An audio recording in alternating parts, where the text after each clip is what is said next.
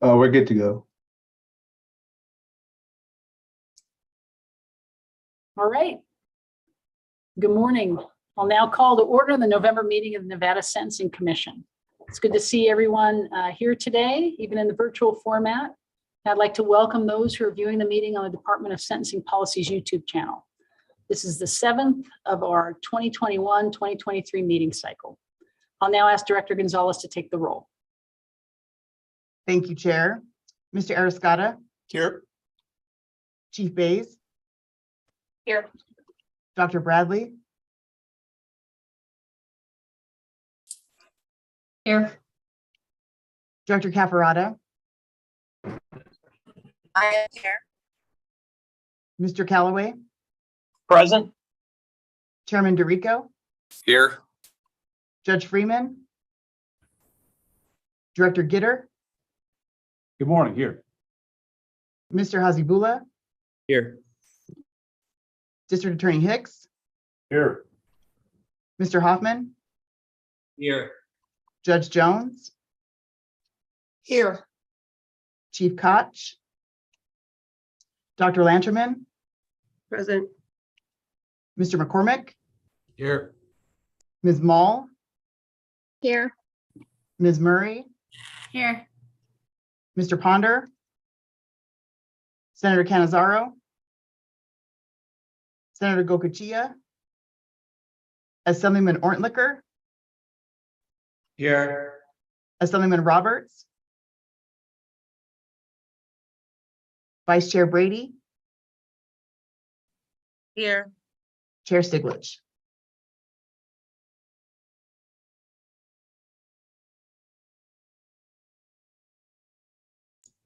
Justice, you're on mute. Thank you, Mr. McCormick. I'll now open agenda item number 2, the first period of public comment. There are 2 periods of public comment, one at the beginning of the meeting and one at the end. Members of the public have 2 options for submitting public comment. First, members may do so in writing by emailing the Department of Sentencing Policy at sentencingpolicy@ndsp.nv.gov. Public comment received in writing will be provided to the Commission and be included by reference in the minutes of the meeting. Members of the public who wish to testify may do so by telephone. Due to time constraints, public comment will be limited to 2 minutes. Any member of the public that exceeds the 2-minute limit may submit your comments in writing to the Department of Sentencing Policy. At this time, I'll ask staff to manage and direct those who wish to testify by telephone. Mr. Sepulveda? Thank you, Chair. Members of the public who would like to testify by phone, press *9 to raise your hand. When it's your turn to speak, please slowly state and spell your first and last name. Caller, we currently don't have anyone in the waiting room right now, Chair.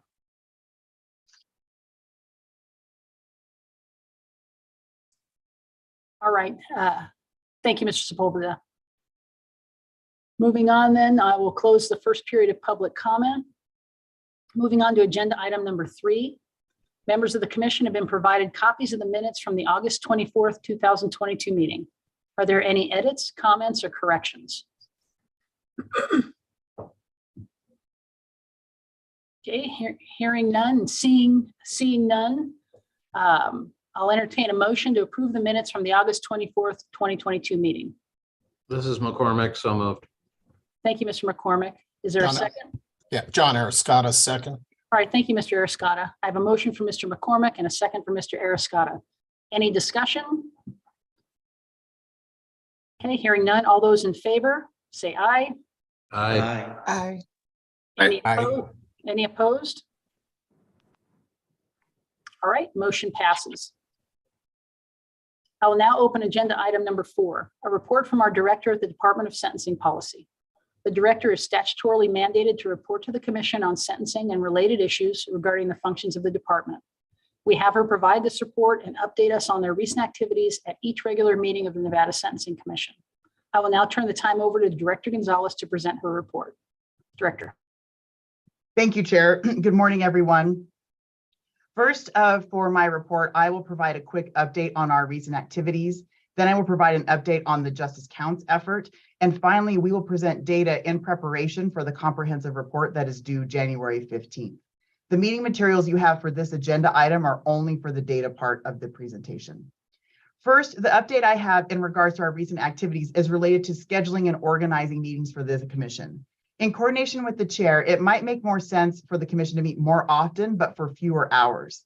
The last couple of meetings of the commission have been effective, but very lengthy. The commission has a lot of important work to do, so we are working to figure out the balance of work for the commission and the time needed to get everything done. With this in mind, we are going to work to organize meeting agendas that are 2.5 to no more than 3 hours in length. And then depending on the work of the commission, meet every month or every other month, depending on the work that we have. I believe this will also help in the continuity of the work of the commission to keep the discussions and information fresh in our minds. Towards the end of the meeting cycle, we will check in with the chair and the commission members to evaluate if this approach to meetings works best for this group. Next, I have an update on the Justice Counts effort. Since the last commission meeting where this commission approved to pursue becoming a Justice Counts founding state, we held an informational summit for stakeholders and the agencies from each of the criminal justice agency sectors who will submit data. The summit was a success and attended by members of most of the criminal justice sectors. I want to again thank everyone who attended the summit and the questions that were asked and the issues that were discussed. One of the more important issues that was brought forward was looking for opportunities to utilize data that is already being reported so as not to duplicate efforts. This is consistent with our mission and the Justice Counts effort. We are working with agencies to conduct this evaluation and will provide an update once we have all the information. After the summit, an opt-in form was provided to everyone who attended. The opt-in form is for those agencies who are ready to participate in Justice Counts. After completing the opt-in form, we will schedule an orientation with the agency to discuss the steps for participating and the technical implementation of submitting data to Justice Counts. After orientation, an agency who opts in will complete 2 to 3 more sessions of technical implementation to begin submitting data to Justice Counts.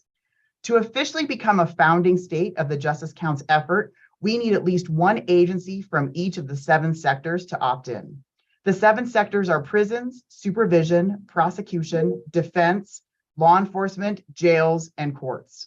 So far, we only have 3 agencies from different sectors who have opted in. One of those agencies has already scheduled their orientation. We will keep you updated on our progress with Justice Counts. Before we move on to the data presentation portion of my report, are there any questions about our recent activities or Justice Counts?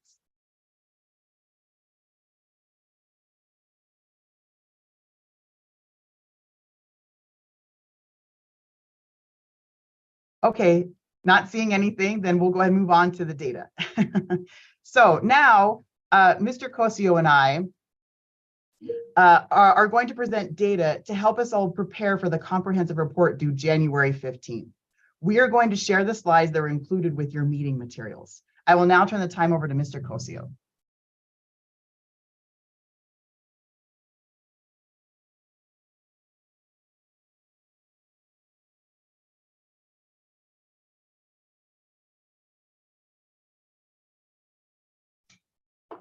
Good morning.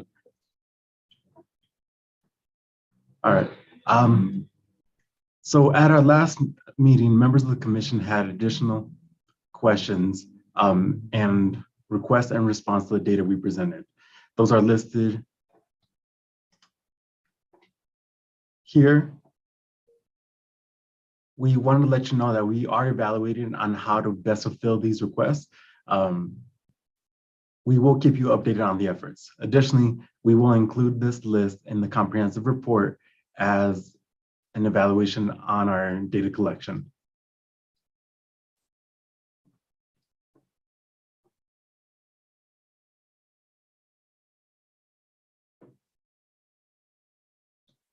For the record, Victoria Gonzalez. So what we have here is everything we need to get ready for the comprehensive report. As you can see here, the report is due January 15th. And as a starting point, we wanted to refer to the statutory mandates for what needs to be included in the report. So according to the statutory mandates, at a high level, this commission needs to include recommendations referring to sentencing, budget, and legislation. There needs to be findings from the commission. There need to include outcomes resulting from the enactment of AB 236 from the 2019 legislative session. And there need to be trends in crime rates after the implementation of AB 236. And then the commission needs to identify gaps in data tracking capabilities and recommendations to fill these gaps. So now let's talk about how we can measure those outcomes of AB 236.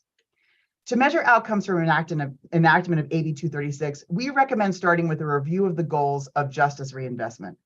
As you can see here, the goals there are 5 goals. Next, we listed the data available to us and evaluated how the data we have could be used to measure each of these goals. The data available to us right now is both raw and aggregated data from the Nevada Department of Corrections, some limited aggregated data from the Division of Parole and Probation, and a case study that we are working on, which you will hear about later on in this meeting. Our conclusion is that we have data to measure the outcome of goal number 2, focusing prison resources on serious and violent offenders. And this will be the focus of our presentation today and how we analyze and present the data for you. On the next slide, Mr. Cosio is going to explain the scope we use when analyzing what is serious and violent. Something for this commission to consider something we want this commission to consider is if you want us to adjust the scope on what is considered serious and violent. And we will, and we want to let you know that if the scope were to be adjusted, of course, our analysis would change as well, which we're happy to do and make it consistent with the efforts of this commission. Also, I want to mention that throughout the data presentation you're about to see, we are going to identify analysis and findings. At the end of our presentation, we will summarize the findings, how they align to the goals and statutory mandates, and how they can be included in the report.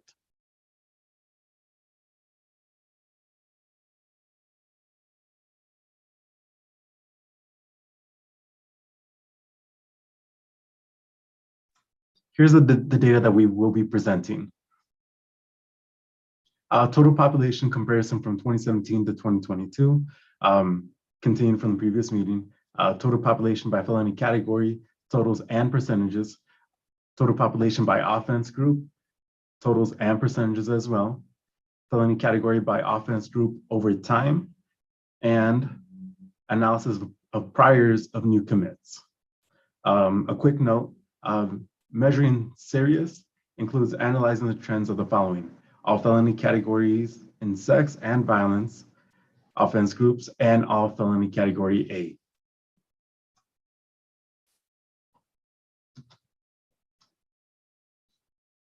So on this slide, we have total population by felony category in comparing 2017 to 2022.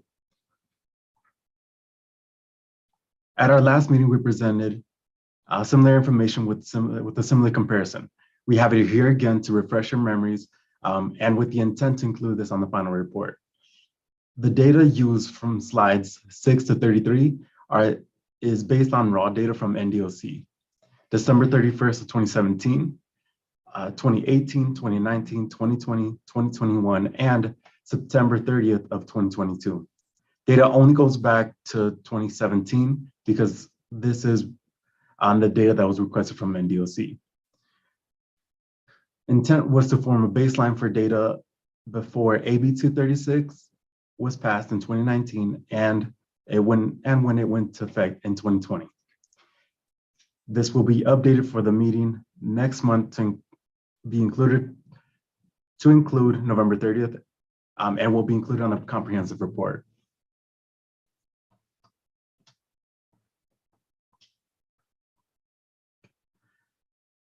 So this slide shows all category B felonies and the total prison population.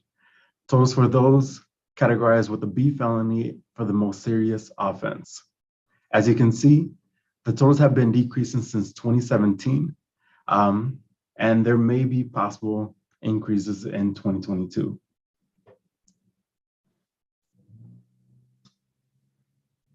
All right, so this slide shows all category C felonies and the total prison population. These are categorized with C felony based on the most serious offense. There has also been a decrease since 2017. And again, we may see some increases at the end of 2022. We highlighted C and B felons because AB 236 changed the penalties for certain offenses from B to C.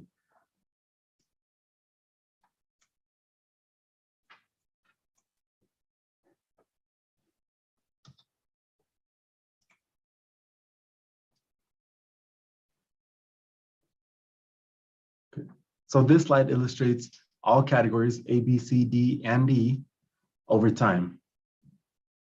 All felony categories saw a decrease since 2017. And category A felonies saw the smallest change in compared to other felony categories.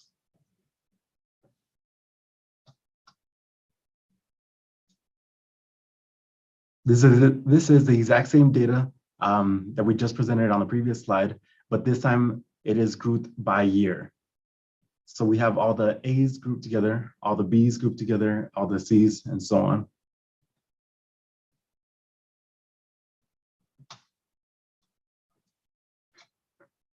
Here we can see the percentage of the population that each felony category represents over time. The percentage of offenders whose most serious offense group is a felony category increased between 2017 to 2022. And you can see the percentage of B felonies stayed relatively flat, while categories C, D, and E decreased. These decreases started in 2017 and 2018. The most significant decrease occurred at the end of 2022.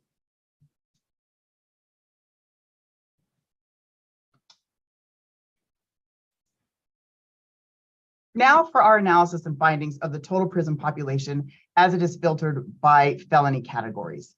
The data analysis highlighted here aligns with the intent to measure the outcome of the goal to focus prison resources on serious and violent offenders. So what we have here is a relative decrease in the felony A category offenders, but an increase in the percentage. Total number of category B offenders has decreased while the percentage has remained relatively flat. Total numbers and percentages of category C, D, and E offenders have generally decreased. So what are these findings as they relate to the outcomes of the goal to focus prison resources on serious and violent offenders? Our finding here is that these trends may show a focus on serious and violent offenders, but further analysis of offense groups is needed, which is what we will talk about next.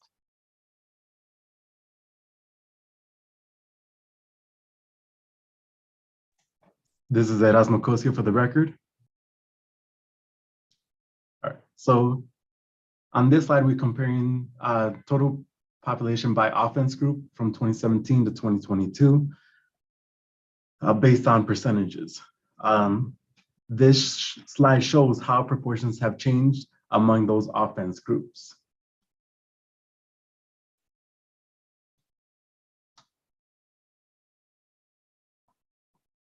This slide shows the violent offense group in the total prison population. The totals have been decreasing since 2017. Based on current totals, we may see some type of increase in 2022.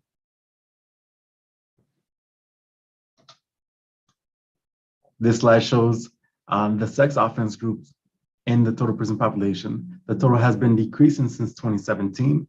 Again, based on current totals, we may see some type of increase at the end of 2022.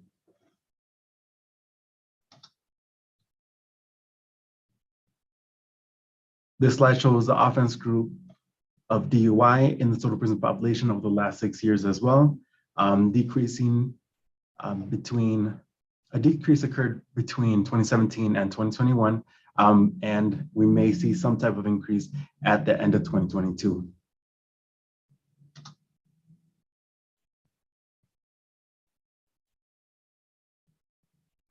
So this slide shows the offense group of other and the total prison population over the last 6 years. The total of this group has been decreasing since 2017. And again, based on current totals, we may see some type of increase at the end of 2022.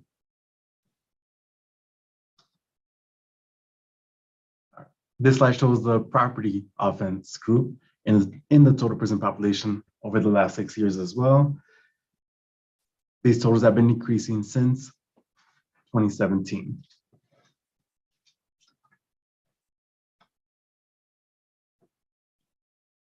So next up, we have the drug offense group in the total prison population over the last 6 years.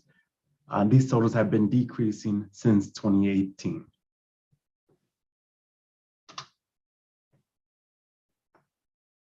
This slide shows the makeup of all offense groups in the total prison population across the last 6 years.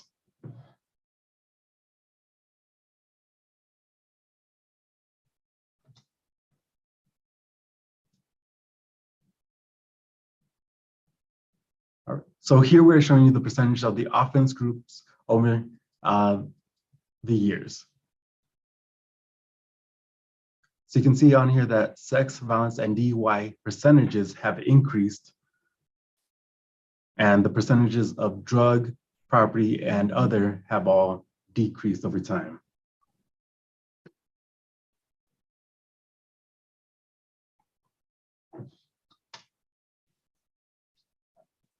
Now for our findings in terms of the offense groups, the data filtered down by offense groups. So as you can see, as Mr. Cosio stated, and I want to highlight here, drug and property offense group percentages decreased between 2017 and 2020. Sex and violence offense group percentages increased between 2017 and 2020. Drug offense groups totals and percentages decreased between 2017 and 2022. And the sex and violence offense group totals decreased until 2022. So what are these findings as they relate to the outcomes of the goal to focus prison resources on serious and violent offenders? The trends indicate here that our prisons are generally housing most serious and violent offenders because percentages of the more serious offense groups of sex and violence have increased, while the percentage of property and drug offense groups have decreased.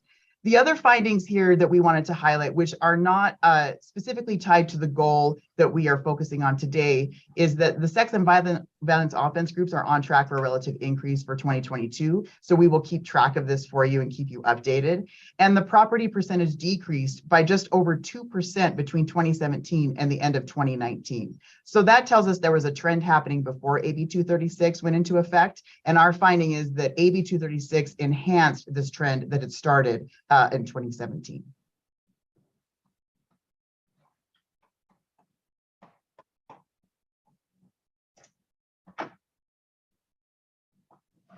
So now we are going to begin to compare categories by offense group. This slide shows all category A felonies by offense groups. There has been a decrease in almost all offense groups except DUI and property, which went from 0 to 1.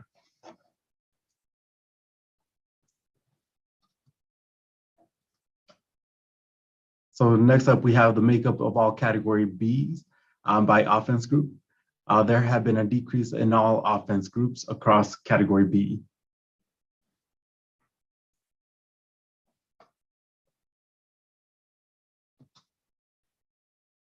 This slide shows the category C by offense groups. There have been a decrease in all groups as well.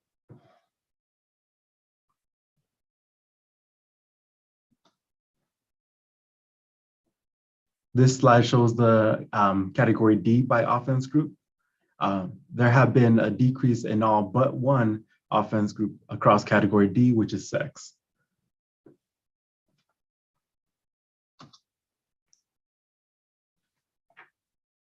And this slide shows category E by offense group.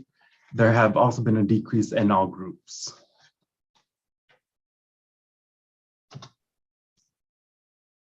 For the record, Victoria Gonzalez. So for the data analysis findings of felony by offense group, I'm going to highlight the data insights that Mr. Cosio already referenced, but in the context of evaluating the outcome of the goal to focus prison resources on serious and violent offenders. So broken down by category, we want to highlight that under felony category A, the highest occurring offense groups are sex and violence. For felony category B, the highest occurring and most common offense group is violence. For felony category C and D, the highest occurring offense group is property, and the second highest occurring offense group is violence. For felony category E, the highest occurring offense group is drug. So what are the findings here as they relate to the outcomes of the goal to focus prison resources on serious and violent offenders?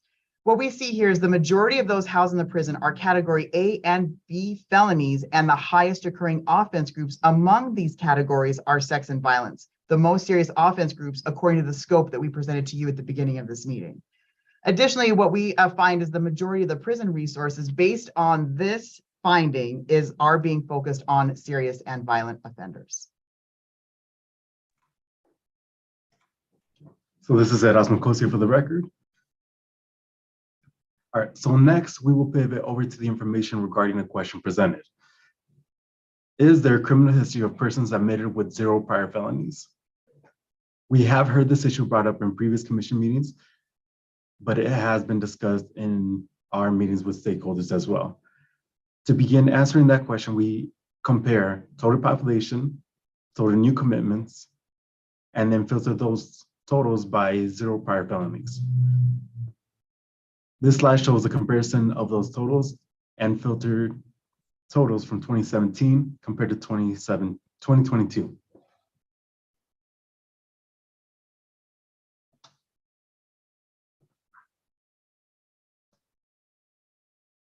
But the filter doesn't stop there. Next, we took a look at these totals, analyzed them further by adding in filters to priors. On the left-hand side of the filter are the filters applied to the data element in order to obtain the new commitments with 0 prior felonies and no other priors. And some of those filters that we included were prior jail incarcerations, prior probations, prior non-violent misdemeanor convictions, prior violent misdemeanor convictions, prior prison incarcerations, prior felonies, and prior NV bookings. On the right-hand side, you will see the totals each time that are filtered further until we are left with 410 persons with 0 prior felonies and no other priors in 2017, 548 persons with 0 prior felonies and no other priors in 2022.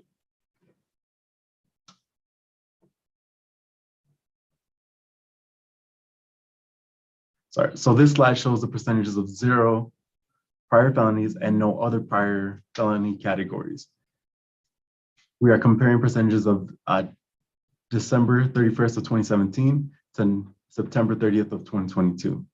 In both instances, you can see that the majority are A's and B's.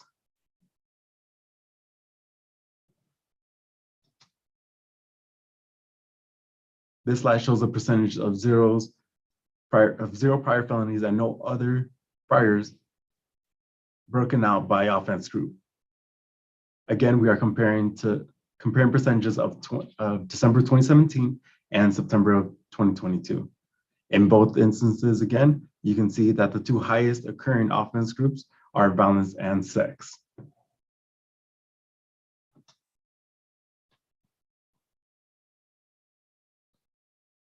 So now we have that same information, but this time broken up by felony category first, and then by offense group. The totals and percentages noted on this slide are those felonies and offense groups we consider serious and violent. These totals and percentages help us understand the composition of the new commitments with 0 prior felonies and no other priors.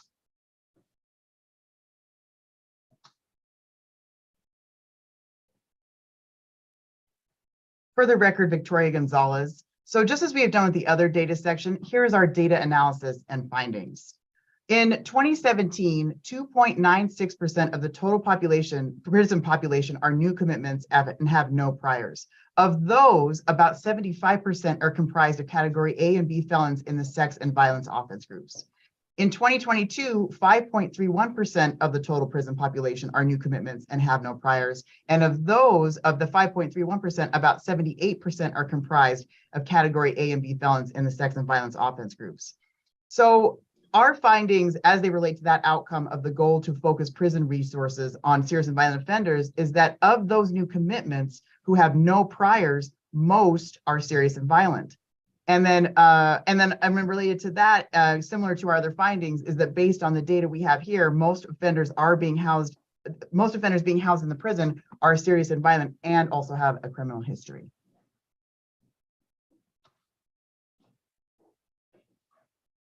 Okay. All right, so here we have a visual representation of the total population going back to December of 2000. This chart starts in 2000, so we can see the comparison of the last time the prison population was this low.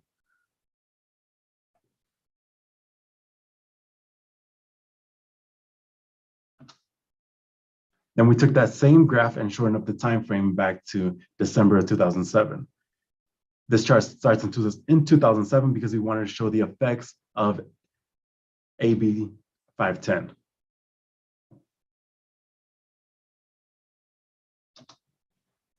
Then we took that same exact graph and shortened up the time frame back to December of 2016, when the prison population began to decline. This chart shows that the prison population started to decline in 2017.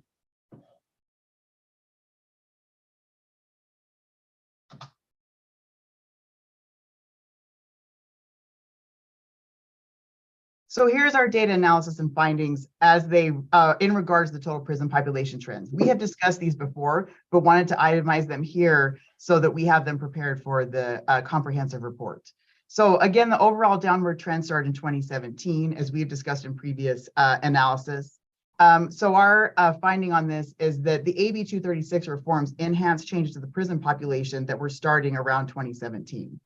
Additionally, our finding is that in responses to COVID, from a qualitative analysis, these also enhance changes to the prison population. It is going to be nearly impossible to determine which affected those, but we can see the existing trends and can find that these other aspects enhance those.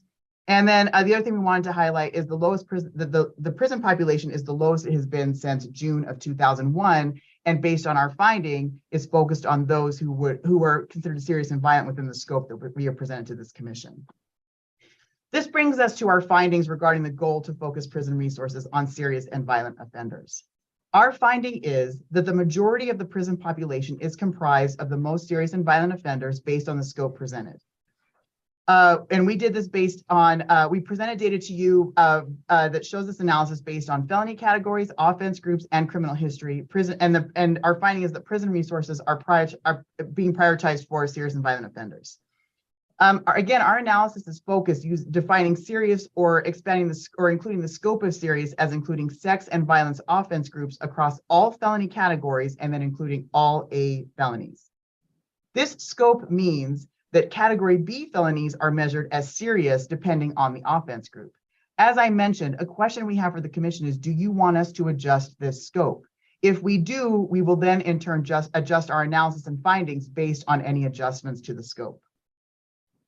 The table on the next slide, will function as one of our outlines to help us write the comprehensive report.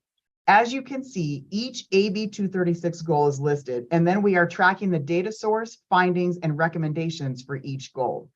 Some of the information you see here has already been addressed at previous meetings. For example, that goal of strengthening responses to the behavioral needs of offenders.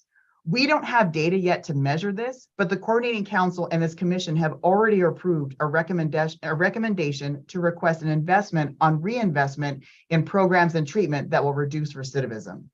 We will have more analysis and findings to present at the next meeting that will fill in some more information on this table. The table on this slide will also be used as an outline to help us draft the report, but it is organized by statutory mandate.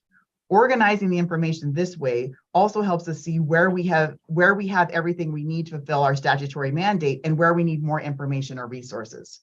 Regarding the recommendations for sentencing, we will not have a finding or recommendation prepared for the commission in time for the report because of the data we have, but we will because of the volume of data that we have. But we should have more data and analysis by the 2025 session, in advance of the 2025 session for the commission. Those fields where you see TBD or to be determined, we hope to have something for you next month at the meeting.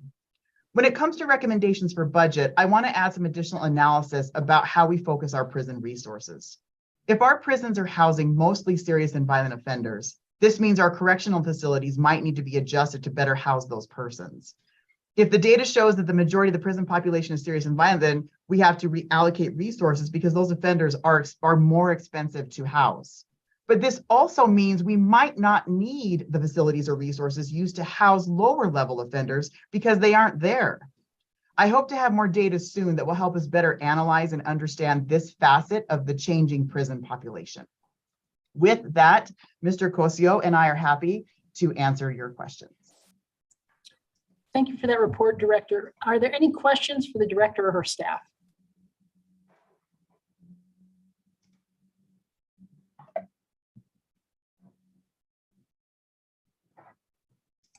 Mr. Hicks. Thank you, Chair Stiglich. And thank you, Director. That's a really wonderful report. It's so great to see this data coming down. I was curious, can you provide to the commission the list of crimes that are within the serious and violent and sex offense, so we can just see what's in there? We absolutely could put that together for you. Thank you. And having not seen that yet, I do have a recommendation because of additional serious offenses that you may want to consider adding. And I doubt they're in there now. If they are, forgive me, but I think residential burglaries are very serious offenses. I certainly know they are to victims that I've dealt with for many years. To that end, home invasions are also very serious offenses. I noticed that the DUI numbers have gone up. I don't think those are DUI third offenses because there's programming for that now. I think those are probably DUIs causing substantial bodily harm or DUIs causing death. I think those two are very serious offenses. I certainly, again, speaking on behalf of victims, I know that those are very serious to loved ones. The other one I would also consider adding is trafficking in a controlled substance. Since AB 236 changed the drug laws, a trafficking offense is over 100 grams of some of our most serious drugs. That is a huge amount of drugs. And so to that end, I would also suggest that that be considered a very serious offense. And lastly, habitual criminals. There are habitual criminals that are classified as Bs, category Bs, not just As. And I think, of course, anybody who qualifies for habitual criminal is probably needs to be considered a serious offender. So I say all that because I think, of course, all of those crimes are serious offenses that should be considered, and I'd encourage you to do so. And I also think it would show even more that, in fact, our prisons are filled with serious and violent offenders. So thank you for considering that, and I look forward to seeing that list. Thank you, Chair Stiglich. For the record, Victoria Gonzalez, if I could just respond.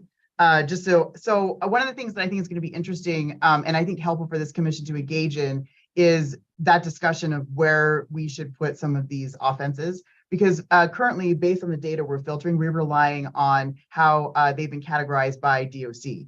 So if we can filter that information out when you're talking about residential burglary and home invasion and those other offenses, we can bring that information back to the commission and say, just so you know, this is where they fit in DOC, and that can be something for this commission to discuss further when it comes to that. And in terms of what you're talking about, the DUI, I appreciate your input. That's one of our questions too when it came what to do with those DUI offense groups, because you can see where, because of the felony categories that those DUI offenses are in, they are the more serious of what you're talking about. And I can tell you that the majority of them are what you're referring to with the serious or serious bodily harm. And so, but we could get the numbers on that so you could actually see what those look like. And then with trafficking as well, because that is already going to be, especially for category A, that's what a drug offense is going to be. But we could get that and discuss that further. And then your comment about habituals has been a long discussion that we're continuing to have in this commission, that we're trying to figure out how to get that data. And so we're working hard for that too, so that we can really distinguish what offense groups we see those instant offenses happening in. So that's an effort that we're working on as well, and appreciate that input.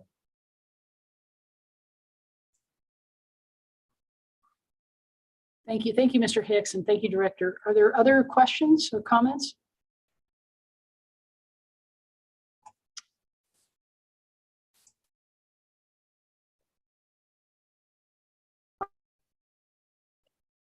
Kimberly Moore, Your Honor.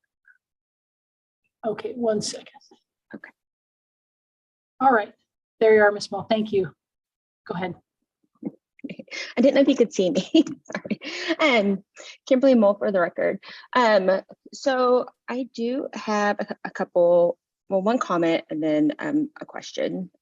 So my comment would be when you're talking about the B, just the overall B category versus the sex crimes and violence crimes and just across the board. So I do know that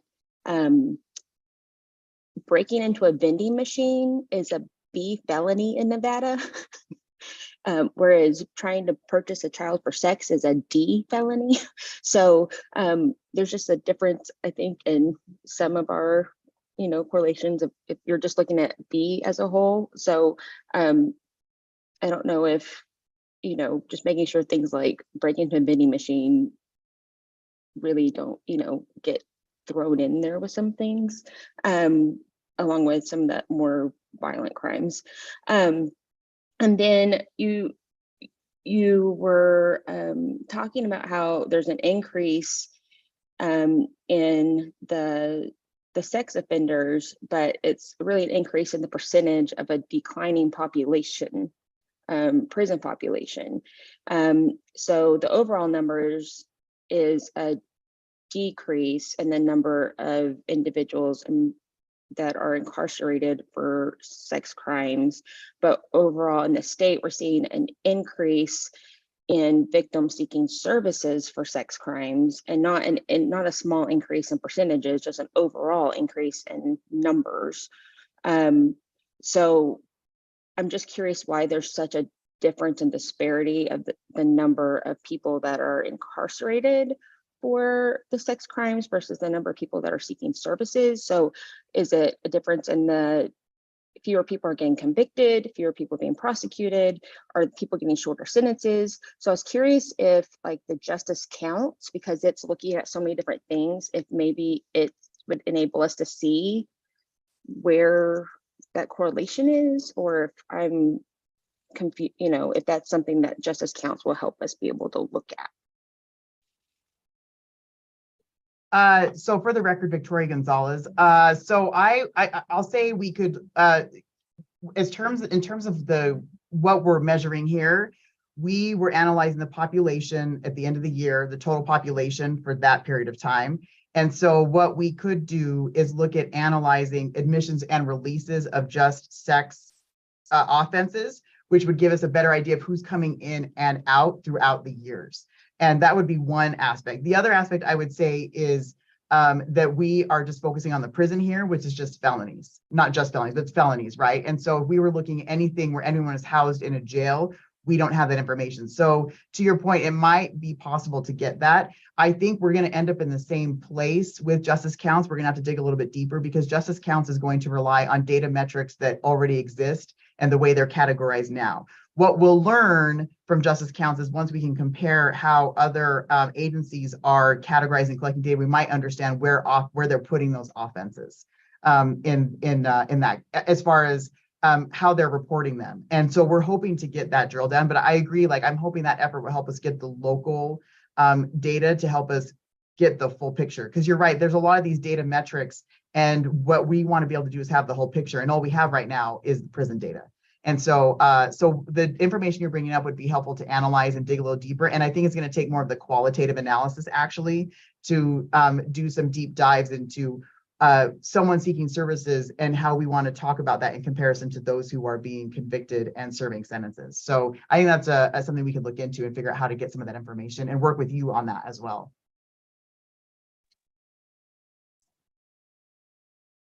And Director, briefly to Ms. Moll's question about like a vending machine. Within the category B, right, you've filtered out serious and violent cat B. So like within every category, this data represents what? Just to clarify for Ms. Moll. Yes, thank you for that, Justice. So for the record, Victoria Gonzalez, yes. So with the category B, that's why we talk about the Bs first, but then we broke them down by, in order to can be considered serious and violent among a B, it would be sex and violent. So then we took the Bs and then broke them down by what percentage was of the offense group was comprised of B, and and it was the more serious offenses, which would be sex and violence. So the percentage of Bs that are sex and violence was higher than just breaking that down by that percentage. It helps us understand that. Does that help? Thank you. Yes, I just wanted to make sure. Thank you. All right, thank you. And thank you, Director, and thank you, Ms. Mall. Dr. Lanterman and then Vice Chair Jones. Good morning. This is Jen Lanchman for the record. So regarding the disconnect between the number of people serving sentences specifically for sexual crimes and the number of people seeking services for having experienced sexual crimes, I think we might need some very specific initial data, because sometimes when we see that type of disparity, it suggests the potential like, oh, these cases aren't being prosecuted. And we do know that very generally there are some challenges associated with prosecuting sexual crimes, but we also know generally that there is a real disconnect between the number of people who report experiencing sexual victimization and the number of so they report outside of law enforcement versus the number of people who actually report to law enforcement. So it's sort of like if you turn a funnel on its side, that number keeps getting smaller. So it might be useful too, although this would be labor intensive, to collect data on, and maybe justice counts as a way that we could do this, is what are the numbers of people who are reporting sexual victimization to law enforcement, right? So we move further back into the process, and then we can compare what do those numbers look like of people who might be seeking services, the number of people who are reporting sexual victimization, the number of cases where alleged offenders are charged, and then how those cases move through the criminal case process. And that might give us a better understanding of what's going on with those particular crimes, because we do have a lot of challenges with those in terms of data. And then that can help us identify where might be the better target points to direct interventions to address particular solutions. Thank you. Thank you, Doctor. And I would just suggest, and Director, correct me, I mean, somebody coming in the door right now for services for an offense, is that any alleged offender is unlikely to be represented in our data, because that's going to be way down the road. So, it's hard to determine what's, what to extrapolate from what's happening necessarily on the ground, although it's good to be aware of it, and then connecting that with what we're doing here, which is could be years beyond a current trend. So thank you. Vice Chair Jones Brady. Good morning. Thank you. CJ Brady for the record. Ms. Gonzalez, you mentioned earlier that in the justice counts, you had certain categories that you met for entities that will be reporting the numbers. Which categories do you not have? Which categories do you still need? For the record, Victoria Gonzalez, I would say all of them. So we're still in the beginning process. So what we have agencies from 3 different sectors who have opted in, and we haven't met with them for orientation. So there's 7 sectors and 3 of them. So the sectors who have opted in so far is 1 agency from the public defender, 1 prisons, and oh my gosh, I just forgot. I think we have a law enforcement agent. We have a law enforcement agency. And so for the sectors such as prosecution, defense, courts, jails, law enforcement, we're looking for multiple entities, multiple agencies to participate. So we need all the other sectors, but we have 3 who've opted in, 1 who is signed up for their orientation, and we're working with the other 2 who've opted in and need to get their orientation scheduled. And so then we're still looking for at least 1, but we want more representation from prosecution, courts, jails, and supervision. So, okay, so can you send us that information on how we opt in? Yes, so to the committee, because there's a lot of us on here that are in those categories. So thank you for the record, Victoria Gonzalez. Yes, so we sent out emails to the entire commission, both inviting everyone to the summit And then we sent the opt-in form as a follow-up after the summit. So, but I think because of the holiday, I was worried about our emails getting buried in inboxes. So I'm happy to send those out again. But yes, that was our intent, Vice Chair. Thank you for that input. That I sent it out to the commission because I knew this would be our contact for getting all this information out. And so I think clarifying what we're looking for that, I can send that out again to emphasize what we're looking for. And then we also have a recording of the summit. So thank you. Oh, good. Is it coming from within the state or outside the state? Because I don't think I received those emails. So if it's coming from outside the state, we have this awful Barracuda thing that's blocking things. So it came from me, but that's okay. Like I said, I think there's been issues with emails. So no, everything is coming directly from me. okay. Yeah, so we'll touch base and then I'm happy to get the information out because like I said, I know everyone's really busy and it gets bogged down. So I'm happy to get that back out. Okay. And then in terms of the category C felonies, I was sort of surprised that there was also a decrease in those because with AB 236, some of the things that were previously category Bs were switched to category Cs. And so I was kind of expecting some of the category Bs to go down, yes, but I was expecting some of the category Cs to go up. So I'm curious. So then I guess that's now that they're in Cs, and not mandated necessarily some of those to go to prison, judges are determining that they shouldn't be going to prison. Is that what's happening? Or are there actually fewer of them happening? For the record, Victoria Gonzalez, and I will let, if staff wants to help me out with this, I will let them if they want to jump in. But so one thing, I appreciate that insight. First I will point out, again, we did the total population on at the end of the year. So that gives us a great idea of what the population looks like overall, but it does not show us the trends of admissions and releases. So I will say from my cursory analysis of the data, which we can put this together, is that because of the category C's, D's, and E's, they're getting processed through faster. So what's happening is they are getting admitted, and then because of jail credits and because of the length of their sentence, they're able to be released sooner.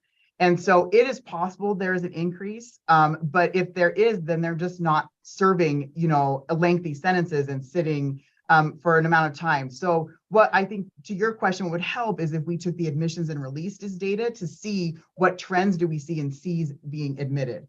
So I would say what it's showing is the prioritizing of, again, the serious and violent offenses. That's my take on the data. So what I'm seeing is that what we're seeing is like the serious and violent individuals are being sentenced to prison, and that others are either looking at sentences that are maybe they've been given opportunities because AB 236 also offered different opportunities. And like we can see with the criminal history, let's say we're talking about somebody who had a felony C and it was their first time, they might be having other opportunities before they end up there. So I guess I'm not surprised by the data knowing that shift from B's to C's, because when you looked at the offense groups that they were changing, it looked like that was a very focused effort on the types of offenses we were looking to provide opportunities for when it came right to those property and drug offenses. But that's just my qualitative cursory analysis. And because I am aware of how quickly those low-level offenders are being processed through DOC, and that they come in, they have jail credits, they're not there very long, and they're being released to parole. And so that's what we see too, right? We see people having opportunities going to supervision. And so even if they are there, then they're having opportunities to serve their time and then move on to supervision and then continue to work towards rehabilitation and reentry. But we'll analyze the admissions and the releases, which might provide some more insight in that. So that's my take on that. That's interesting. And so that's my take on why we might see that shift. And again, I think it comes down to where we can see where the priorities are for our prisons, right? We can see, let's make sure we're incarcerating these individuals, and other individuals, might be getting different opportunities. This is Ed Osmokosi for the record. To add on not too much to Victoria's, Director Gonzalez's statement right now. Yes, that very well could be possibly it. And then, so the people that were coming in as Bs before are now making up that section of the Cs, but then those Cs could be somewhere else that were in there before and could be, for whatever reason, not serving the time. And so like you said already, that thought there would be a larger amount of Cs now because they got reduced down from the Bs. And so that makeup of the Cs could be the Bs. And then those Cs that are normally Cs could be somewhere else now. Thank you. For the record, Victoria Gonzalez, actually, a little more thing too. This is the most serious offense, right? So what's happening too is we're not talking about stacked bookings. If we go with the most serious offense, that's the data we're presenting. And so if they were to have other offenses that were charged differently than if it hadn't been AB 236, we're not going to be able to capture that, because if they have a more serious offense that then was booked with a lower level offense, we're not going to see that in the data.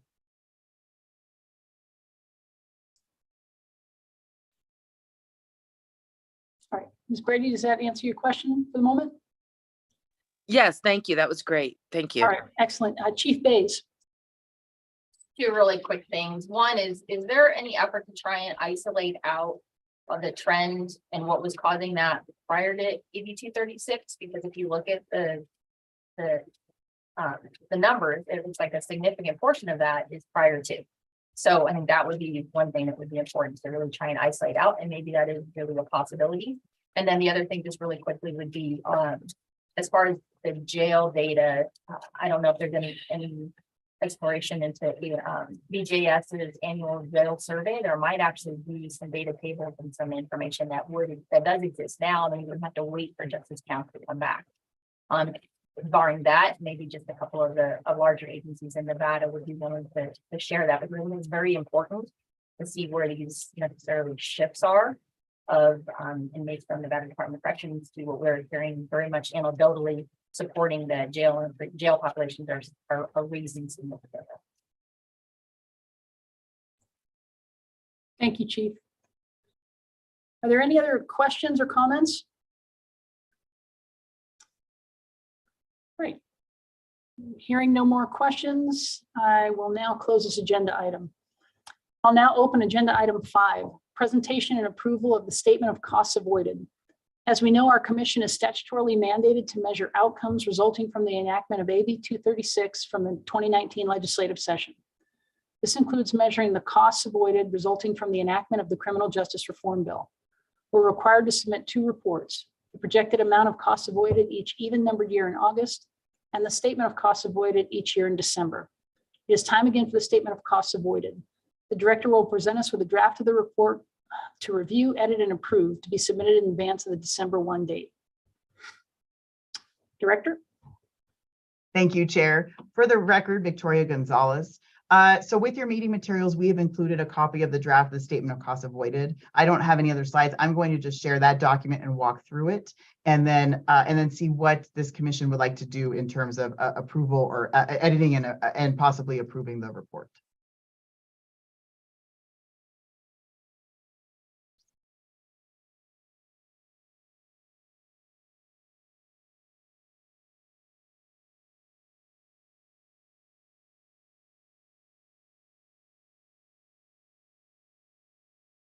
So the statement of costs avoided is a companion report to the projected amount of costs avoided, which this commission approved and we submitted that was due August 1st. The statement, we have the information here, which is going to be similar to what was presented for the projected amount of costs avoided.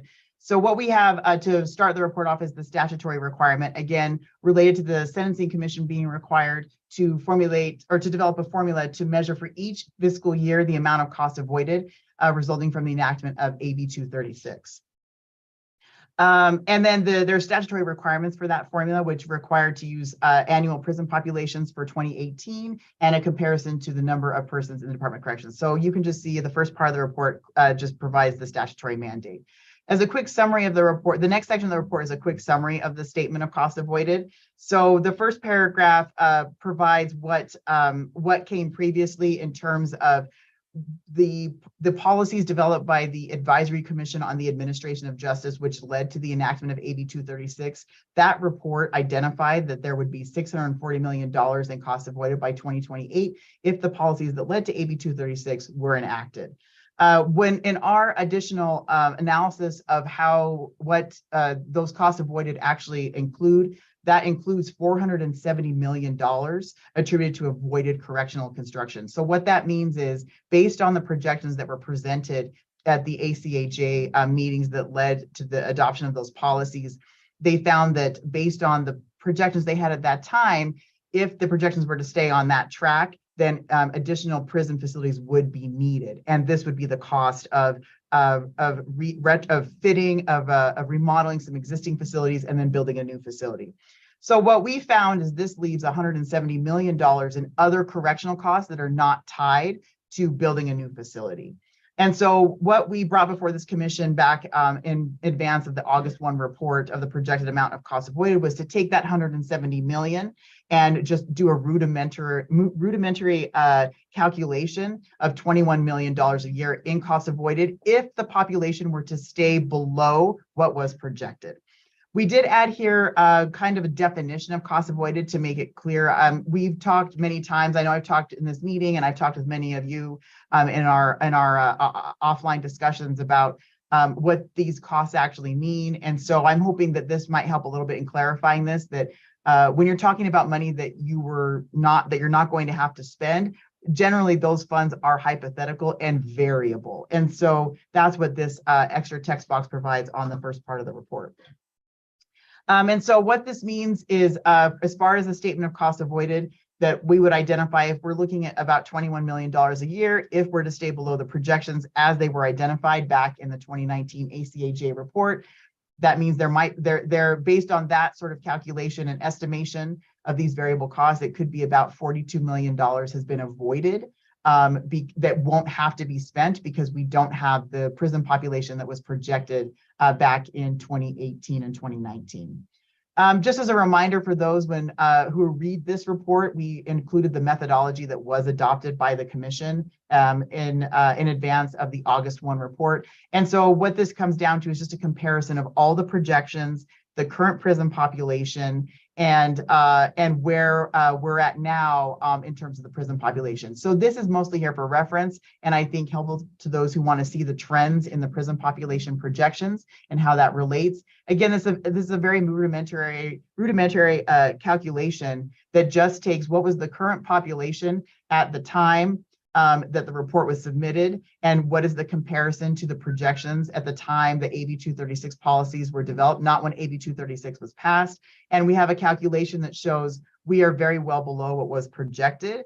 And so based on the methodology to calculate the cost avoided that way and just identify that we are well below the projections, we are going to, based on the current projections, it looks like we're going to stay well below that. As you can see, back in 2018, the projections found that for 2028, we were going to have a prison population of 15,074, but the most recent prison population projections show that in 2028, we're projected to have 11,907.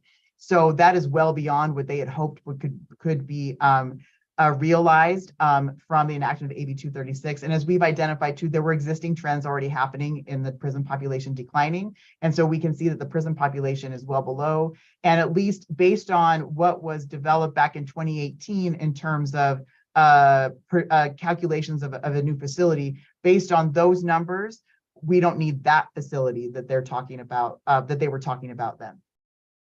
And then at the last page of the report just has some information, some notes about the table to understand sources of the projections, some of the calculations, and the projections have had to adjust as well and trying to figure out what to do with COVID when it comes to projecting. So there's some notes about that.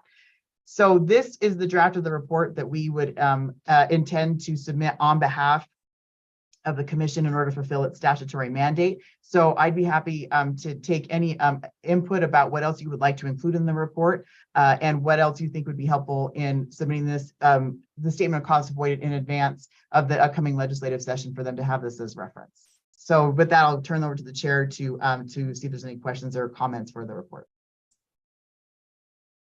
All right. Are there any questions or comments?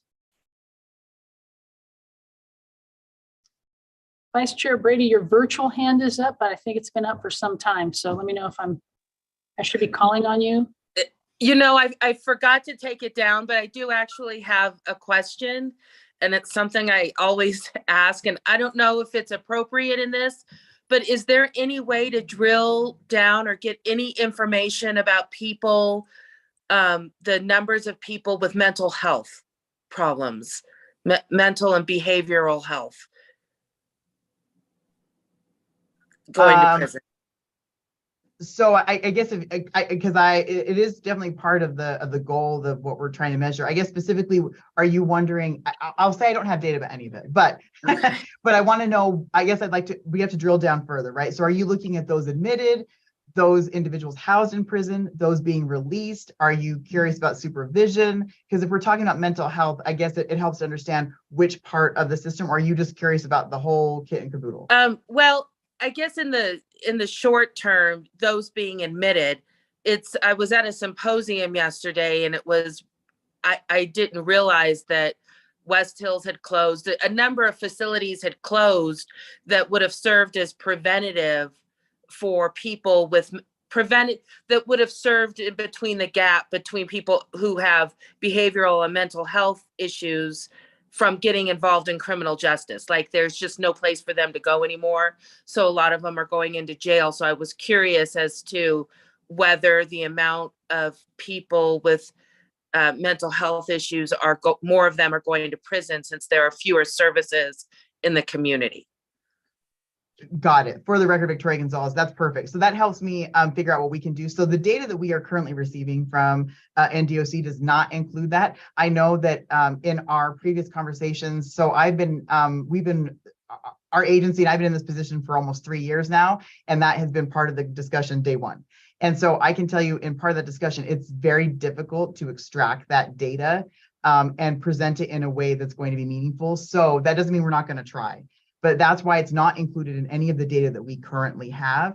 But it's definitely a conversation we're still having and figuring out. We did try in one of our reports and we have some information, but the problem with that information is it doesn't tell us more about services, what they need, and additional information like that. So there is a way to get it. It's just figuring out what's the way that's going to be meaningful and actually useful to track over time. So we're still working that from the prison population perspective, but it's always a question we're going to ask when it comes to anyone we collect data from. What data can we collect specific to this? I will say with our new case study that we're working on, which you're going to hear about in a coming agenda item, we could work that into part of what we're doing, because then we can at least collect that information from those we're talking to as it's reported by them and what they see their needs are, which I think might help us get an idea with some of that. So it's a very valuable piece of information. It's needed, and it's definitely one of those areas where the data is very lacking. But like I said, it doesn't mean we're not going to try and get it. Thank you. All right, thank you. Dr. Lanchman? Yes, this is Jen Lanchman for the record. So to follow up on CJ's question, I worked through UNR on the Second Chance Act grant that sort of working with Department of Corrections and Parole and Probation. And this is a challenge we have with data collection. What I can tell you is the data exists, right? So when people are coming into Department of Corrections custody and they are assessed with the prison intake tool, so there's the Ohio Risk Assessment System, which is sometimes referred to as Nevada Risk Assessment System. They are assessed with the prison intake tool, and there is a dynamic criminogenic need domain for substance use. Mental health is not a criminogenic need, as a responsivity factor, but there is an option for the person administering the assessment to indicate that there might be some issues that need to be further explored in terms of mental health. So those initial data are recorded. Diagnoses need to be made by clinicians. So that's not something that would typically happen in that assessment process, but then those cases go to people who work in behavioral health care. Those data are recorded separately. So when we were collecting data for the grant, what we had to do is literally sit down and hand record that information from those sheets. So they exist. They're collected separately, I think for a variety of reasons, one of which is a privacy issue. They can be collected, but it's labor intensive. Right, so that's sort of like, what kind of resources do you have to access and collect those data? Thank you so much for that insight, Dr. Lanterman. And that's been our experience with a lot of the data that we have. We have the data we have right now is a great starting point. And then as we start trying to get more information, that's what we're learning. A lot of it needs to be done by hand and absolutely possible. So it's just making sure we can get all the labor on track to get that all for us. So thank you for that insight. Thank you, Doctor. Any further questions? All right, hearing and seeing none, I will now entertain a motion to approve the draft of the statement of costs avoided to be submitted by December 1, 2022. I will move to approve the draft. Thank you, Mr. McCormick. Is there a second? Second, John Arascotta. Thank you, Mr. Arascotta. I have a motion from Mr. McCormick, a second from Mr. Arascotta. Is there any discussion on that motion? Okay, hearing none. All those in favor, please say aye. Aye. Aye. Any opposed? All right, hearing none, motion passes. So thank you. We'll close that agenda item. I'll now open agenda item number 6, presentation on proposed project to study reentry and recidivism in Nevada. Looks like Director Gonzalez and her staff have a proposal for a project for the department and this commission. I will turn the time over to her to present the details of this proposal. Director? Thank you, Chair. So for this agenda item, you have materials that have been included. Materials for this agenda item is small slide presentation, so I'm going to share that now. As evidence in our early presentation, we don't have all the data or analysis yet, but we have a relatively significant amount of data to analyze and evaluate the prison population. Our valued partnership with the Nevada Department of Corrections has put us on a path to analyzing the prison population data in a way that has never been done before, with a Nevada focus, while also being reliable and sustainable. We have more work to do here, but I'm very confident in the path that we are on. The next area we need to explore is reentry and recidivism. This is a priority for this commission, lawmakers, and criminal justice stakeholders in the state. It comes up regularly in commission meetings and my meetings and discussions with stakeholders. Because of that, we've identified this as a priority for our department and this commission. How many times have we heard that we need a definition for recidivism, and we need data to evaluate why people reoffend? The truth is there's not a statutory definition of recidivism, and getting data to analyze recidivism is very difficult for many reasons.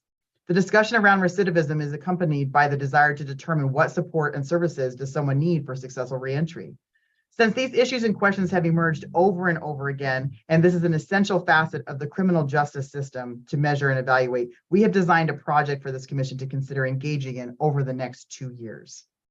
To start with, the project is organized by what problem or problems are we trying to solve.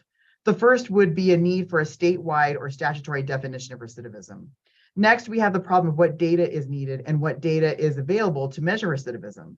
Third, we need to determine what are the drivers of recidivism. And finally, we need to identify the barriers to successful reentry. This leads to the project to study recidivism and reentry in this state. The project would be organized as follows. The commission and the department would engage in this project over the next 2 years. At each meeting, we will present research we have gathered, and you will hear from other agencies and stakeholders. And now that we plan to meet more often, I hope this will help in carrying forward the discussions and continuity of the project. The deliverables of the project would be to develop 4 reports as planned here. The last report would be published in advance of the 2025 legislative session, with the intent to have recommendations for the legislature, including a definition of recidivism or a finding on why a statewide definition should or should not be adopted. The next 2 presentations would be the first step in engaging in this project. This is the beginning of information we are lining up for this commission to hear as it engages in this project or study. We are really excited about this effort and hope that this commission feels the same. With that, what questions or input do you have regarding this project, and what would the commission like to take, and would the commission like to take on this effort over the next 2 years? Thank you, Director. Have any questions or comments on this item for the Director?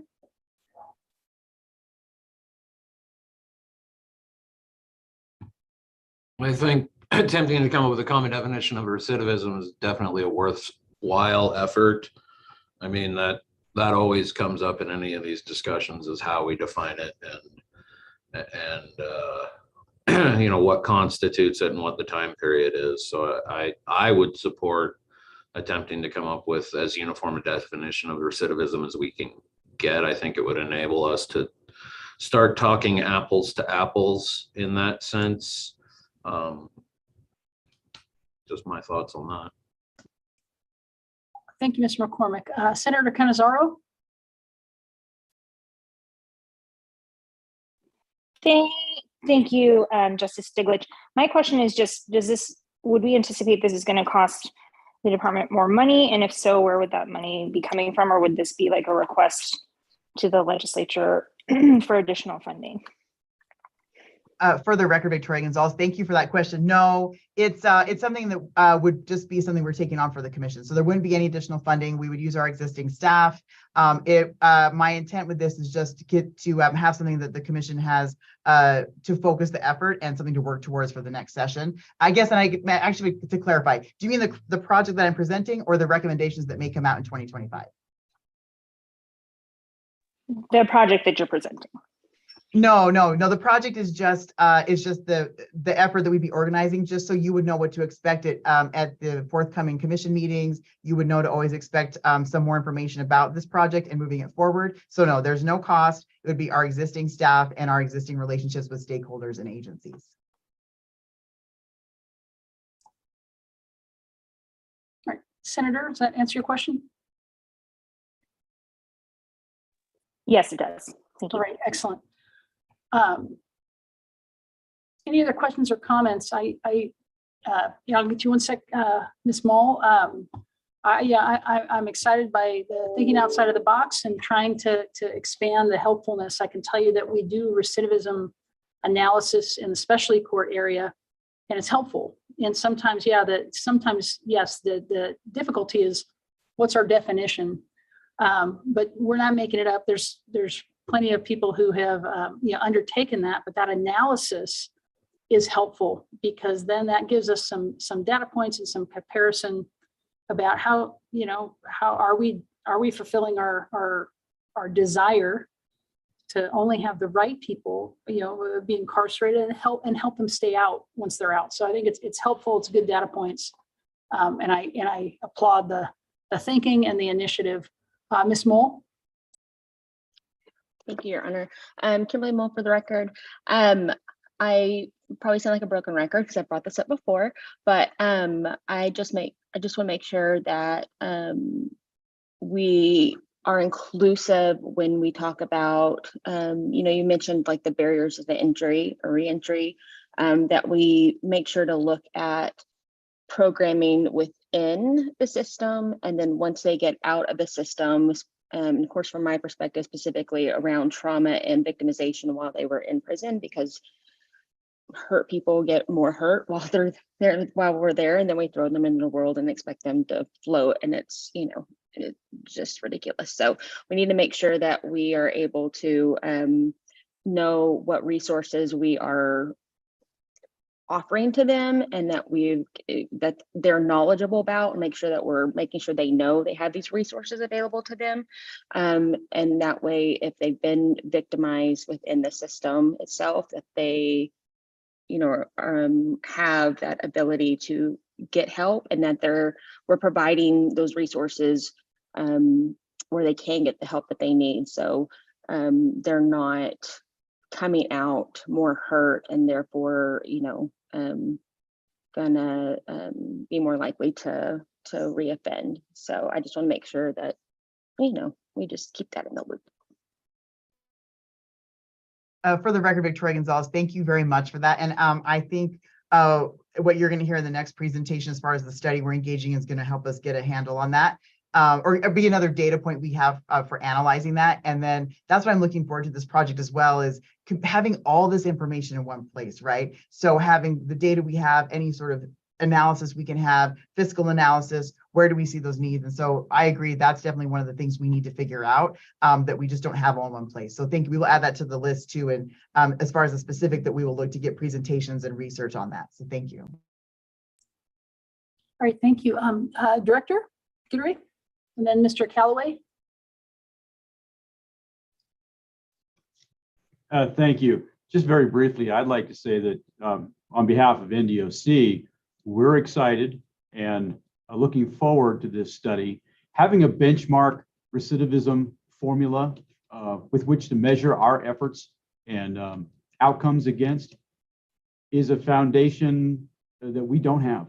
And it is one that would be key to our success of protecting the public, not only today, but in the future. We can't measure that unless there's a benchmark standard out there from which to compare everything that we do so that we're spending dollars wisely and efforts towards reducing recidivism and protecting the public on the outside. So our full support is behind this initiative, and we look forward to participating in the study.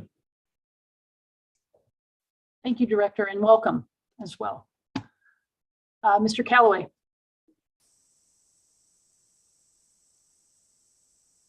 Thank you, Your Honor.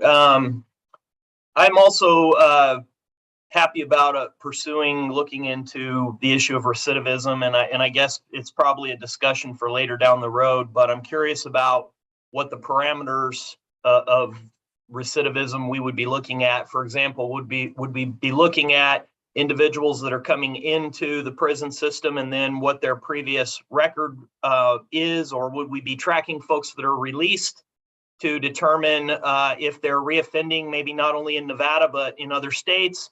And then what I'm very curious about is what I've talked about in the past is folks that, for lack of a better term, get multiple bites of the apple. To Ms. Moll's point, maybe they've been afforded different programs, they've been afforded specialty court, or they've been given probation, or they've been put into programs to assist them and they've failed to complete those programs, or they've continued their criminal behavior in spite of those efforts to change them or prevent recidivism. So I'm just curious what your thoughts are on the parameters of what we would be looking at. Is it all of the above, or is there a specific lane you're interested in? Thank you for that question. So Victoria Gonzalez, for the record, so this has come up in our conversations as well, right, with the members of this commission in the meeting and other stakeholders. And so my intent would be, I want to show you what I have heard. So I found this definition, and I found this definition, and I found this report where someone analyzed recidivism, and this was the scope they used. And this is what I think would be really valuable for this commission to engage in that discussion. Let's evaluate each one of those definitions, and what do we see as the priority? What do we think is important? And if it's possible for this commission to reach a consensus about this makes sense of recidivism. So my intent would be, let's see what's out there, because it's varied. And you're right, there are so many different flavors of this.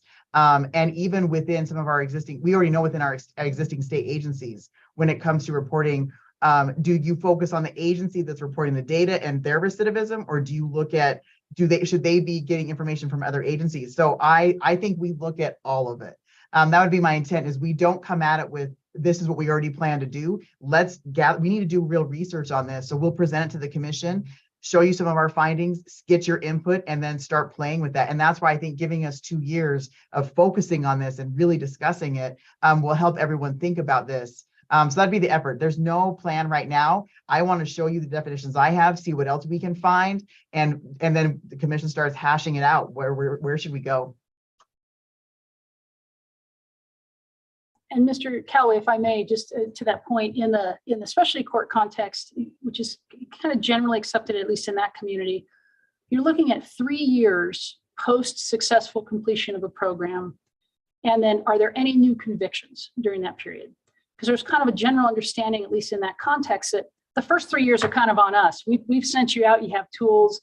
After about 3 years, the thought is, well, then it's actually, you're a human, and that's kind of on you. So it's really, at least as I do this project, trying to identify, as people get out, how many people are bouncing right back to prison? Because then that helps us analyze, is there more that we can do? I mean, there's always going to be a human factor, but at least is there more that we can do to either get them a good start, get them some duration in the community, or is there ways that we can help address those underlying, the underlying issues that cause that? So it's more data. You have to be a data nerd to be on this commission in any event, or to be as excited about it as we are and they are. But I just think it's a helpful, it's an interesting perspective once we kind of narrow it, and then it has the value, for different people that it has. So I love your questions. I love that they're thinking about this project, and I'm excited about this piece too. Did you have anything else, Mr. Callaway? No, that's all. Okay, Thank you. excellent. Okay, Vice Chair Brady.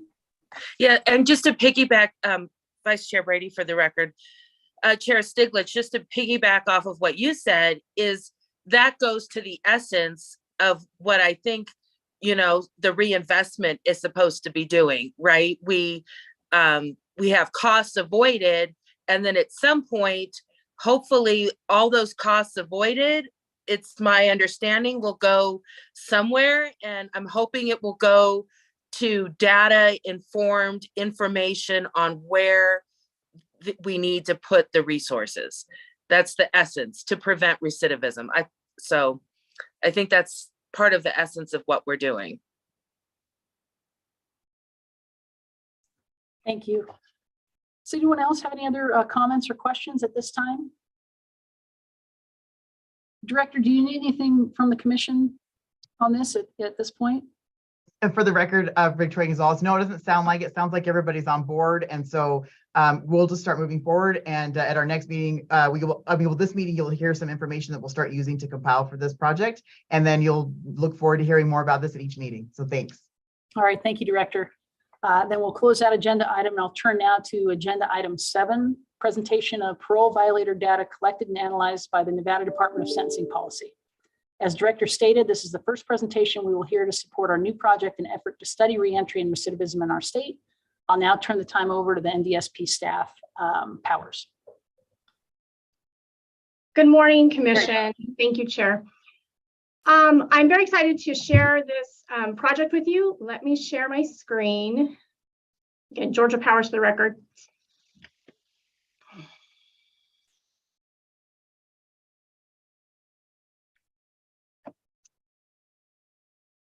Are you seeing the presentation? Okay. So AB 236 requires this commission measure certain outcomes brought about by the law. 2 of these you heard Director Gonzalez mention earlier. They were to improve the efficiency and effectiveness of community supervision and to minimize the barriers of successful reentry. As many of you know, prior to coming to our department, I worked for the Nevada Department of Corrections for over 12 years. My career there was as a correctional casework specialist, and then I moved on to OMD. I spent 9 years in the realm of classification on Carson City prison yards before moving to that offender management division. During my time as a caseworker, I watched offenders come and go. I would ask all violators in my unit what led to their return from parole, but it never occurred to me to document or study the answers at that point. The difficulties of reentering society were and are apparent. I often say that one of the most difficult and disheartening things I did as a caseworker was to, in anticipation of release, give somebody their $25 gate money and a pat on the back and somehow expect them to succeed.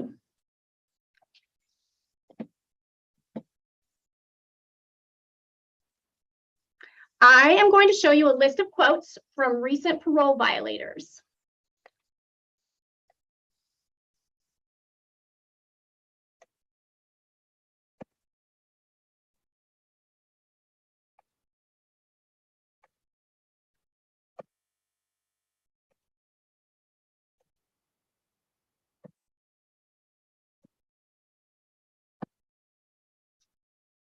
This is information, and it is important information from the people who are living it.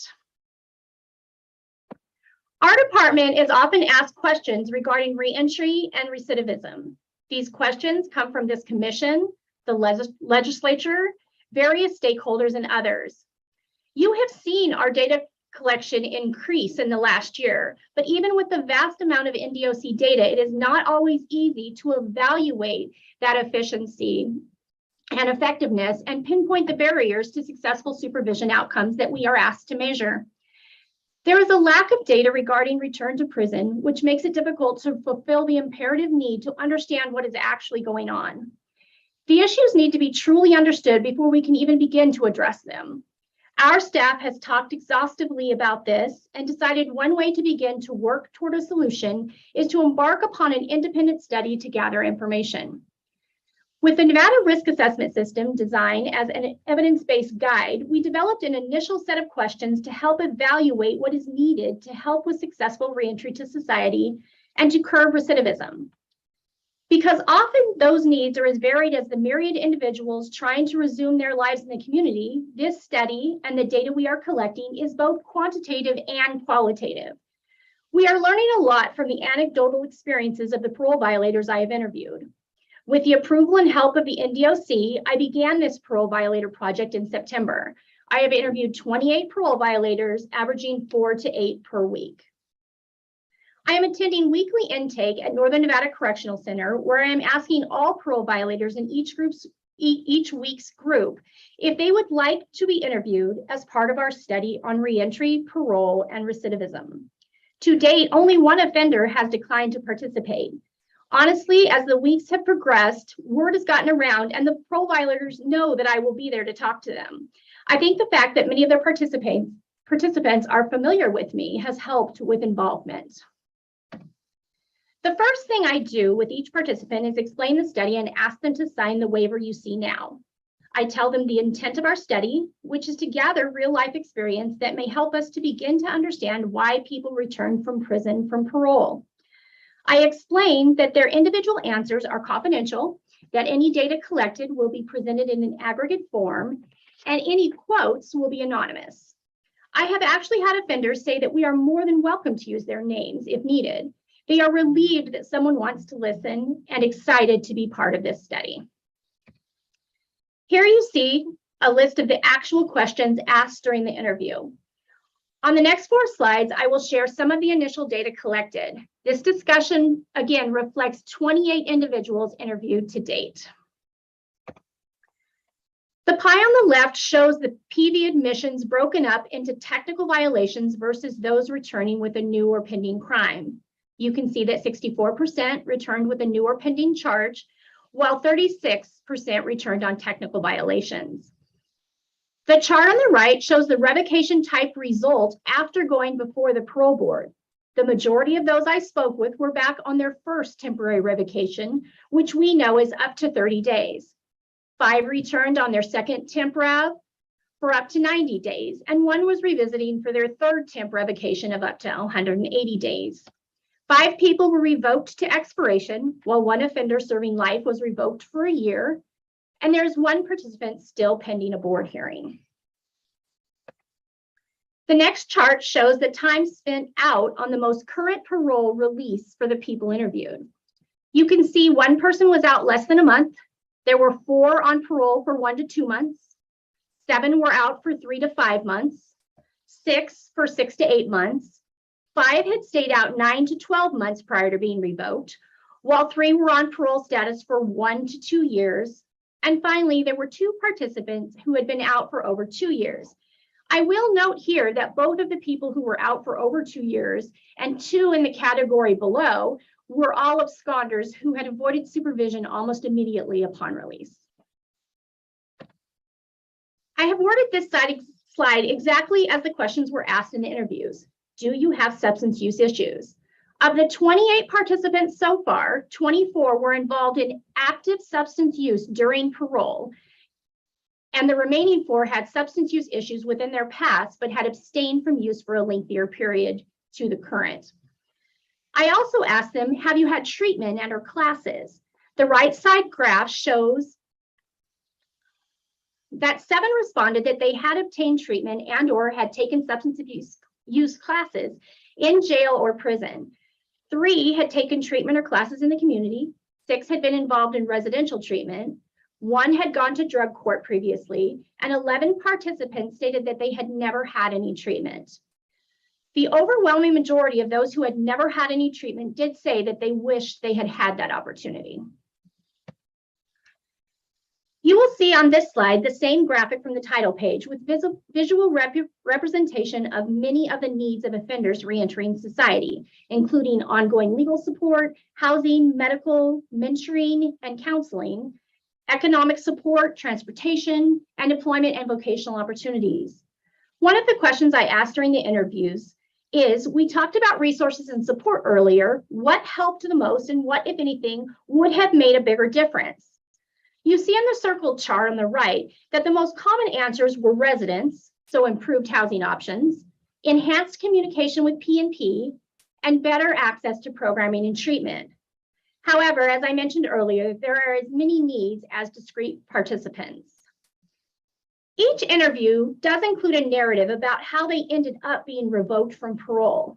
Very recently, we added another question that asked them to succinctly, in just a few words, tell me why they were revoked from parole. In my experience, I expected that many of the answers would involve some blame shifting.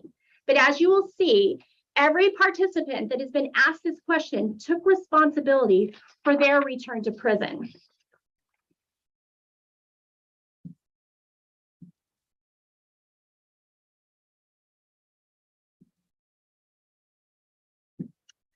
It is too soon to provide definitive findings, but I'm very excited to continue this project and discover if trends appear as the sample size increases.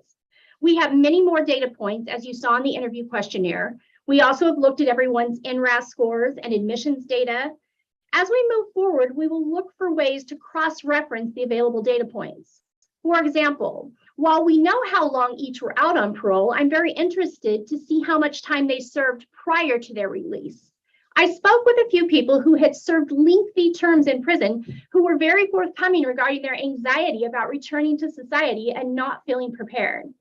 We also have data that I will be sharing at a future meeting regarding offense groups and comparing the instant offense group with any new charge offense group. At this point, I can answer any questions regarding the study, and I welcome any suggestions on other data points that you think would be pertinent and helpful to add to the interview or comments on the overall process. Thank you. Thank you, Ms. Powers. Just excellent. Chairman Jericho?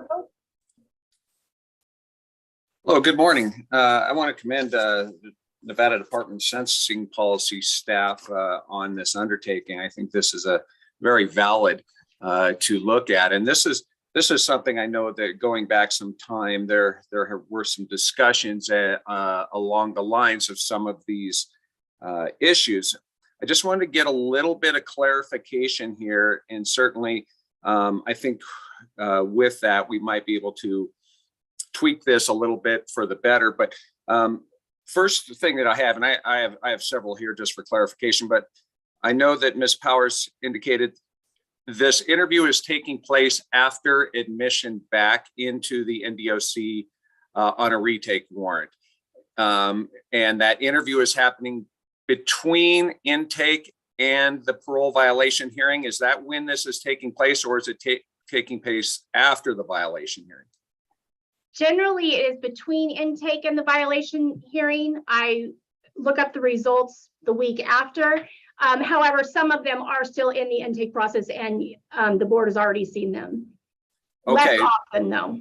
Okay, so one of my question was right towards the tail end of your presentation. You said you asked them why they were revoked, and so at that point in time, they wouldn't be revoked yet if they're interviewed before the parole violation process. So I didn't know, is there a subsequent questionnaire that follows after the parole violation to find that data out that way?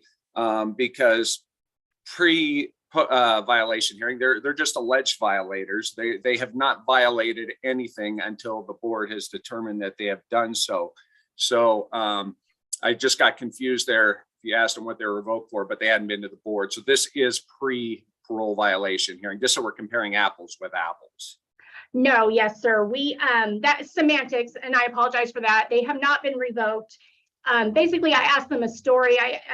To tell me a story about one day you were out on parole and now you're sitting in front of me. So I can change the way I ask that and word it as, why were you arrested, or why were you brought back to prison? Okay, so for a few things on it, going back to your questionnaire, knowing that information now, on that first question you have there, I would indicate, how did you allegedly violate? Because they have not violated at that point in time.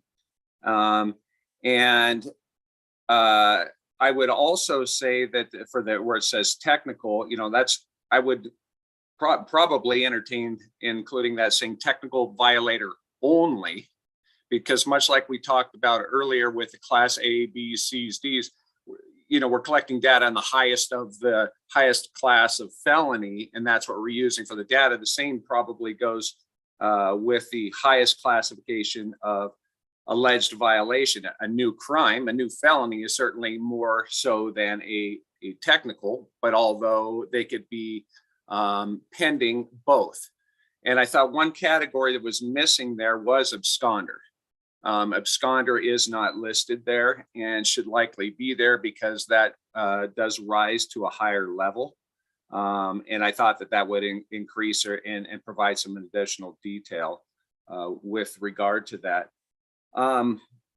Further on in your substance abuse section on that same questionnaire, you get down, you ask if they were where they receive treatment, incarcerated, on parole, or other, but then you have mental health treatment below and don't ask those same questions if they received treatment while incarcerated, on the streets, or other. And I think that'd be good to know if there's, to find out, have they had prior treatment and have they had the opportunity to receive it on the streets as well. So that was just a comment I had maybe to clean that up. But I really think this is a really good starting point to start collecting this data to find out why. This is really going to get to the why and how we can all do better. On the second page, if I may, or the next page of the presentation, I think I would include in there as well, at the beginning, alleged parole violators, admissions, and also technical violations only versus first pending crime, and also add absconder there as well, because that's another major category. And then on your your graph, how did you allegedly violate? Technical violation only, new crime, and once again, of course, absconder there. And so with that, that's really what I had there. And I really let to me, the data is the data. And I think if with what's going on here, I can tell you that we would certainly be willing to entertain and provide anything that additionally that may be able to assist you in this. And certainly I know that post parole board violation hearing, that information will be put into the NDOC database and will be available to find out exactly what were those findings. Were they for a technical violation only? Were they for a new crime? Were they for an absconder? And so that I know you'll have the opportunity to pull very easily. So, and with that, thank you for the time. No, thank you for those suggestions and your offer of help. That's wonderful. Thank you, Chairman. Mr. Hoffman? Thank you, Jim Hoffman, for the record. So a lot of my comments are the ones that were just made by Chairman DeRico, because that's, if the person hasn't been adjudicated guilty of violating their parole yet, there are due process rights that they might be giving up. And like as someone who's interested in policy, I think this survey is a great idea. As a defense lawyer, I would tell my client not to answer these questions, in part because of the concerns that Chairman DeRico raised. Like, you're asking them to admit to violating their parole.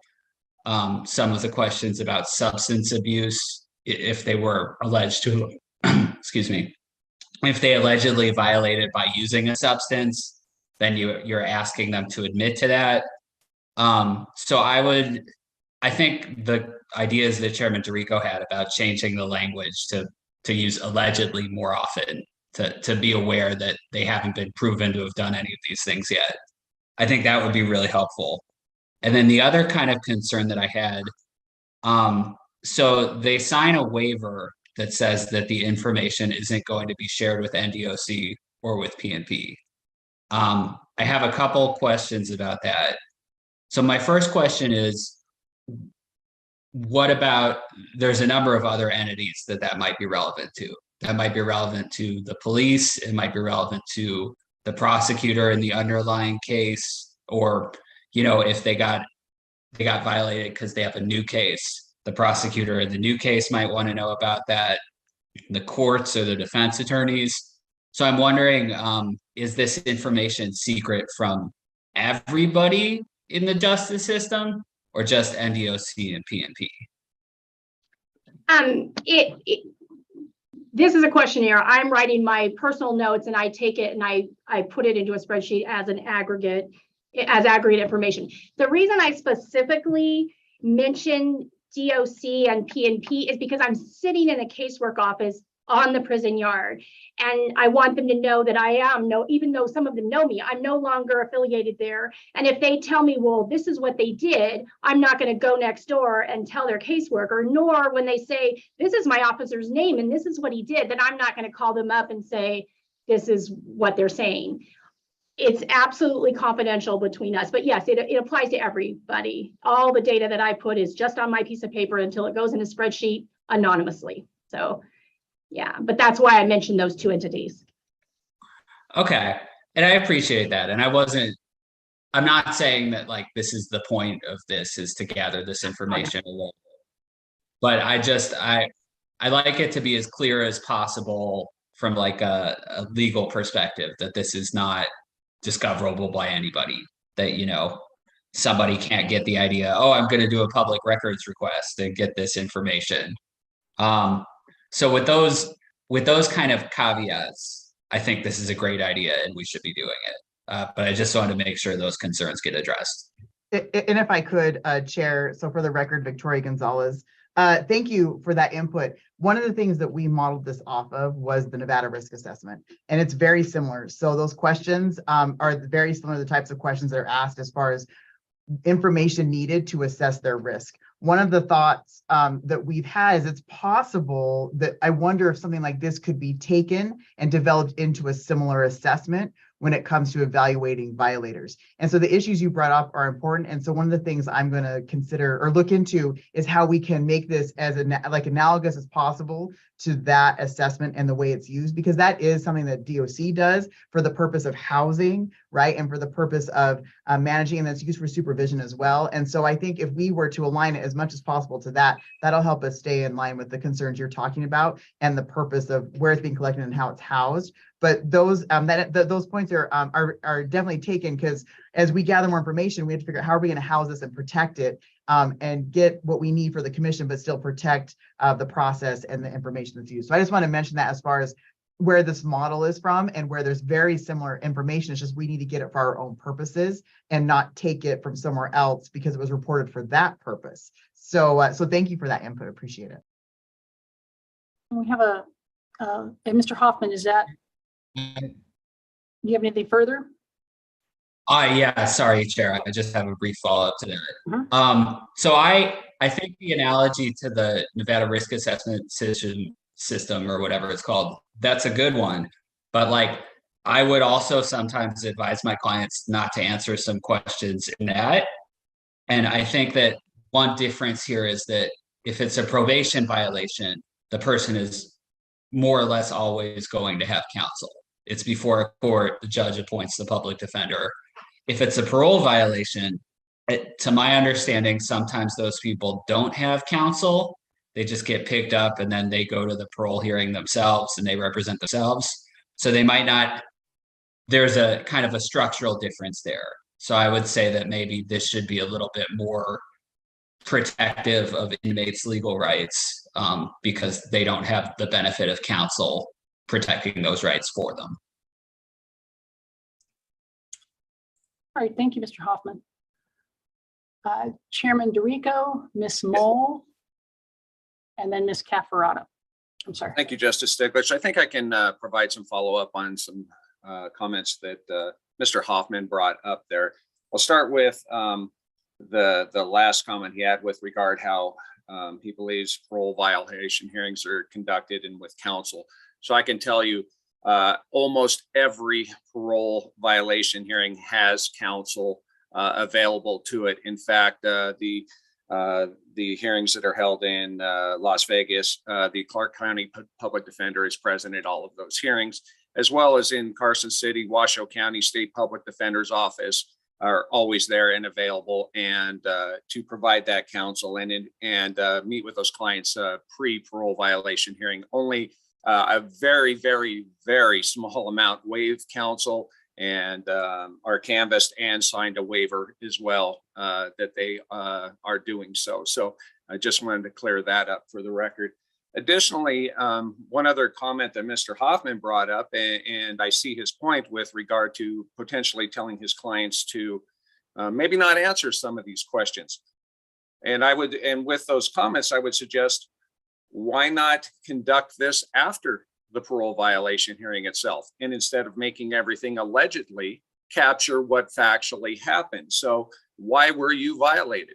Wait until after such time we know. Additionally, those first couple of questions on the questionnaire, you wouldn't even need to ask and get from self-report. You would have factual data that and that you could pull that says exactly why it was a technical violation or they absconded. You would know that post-hearing.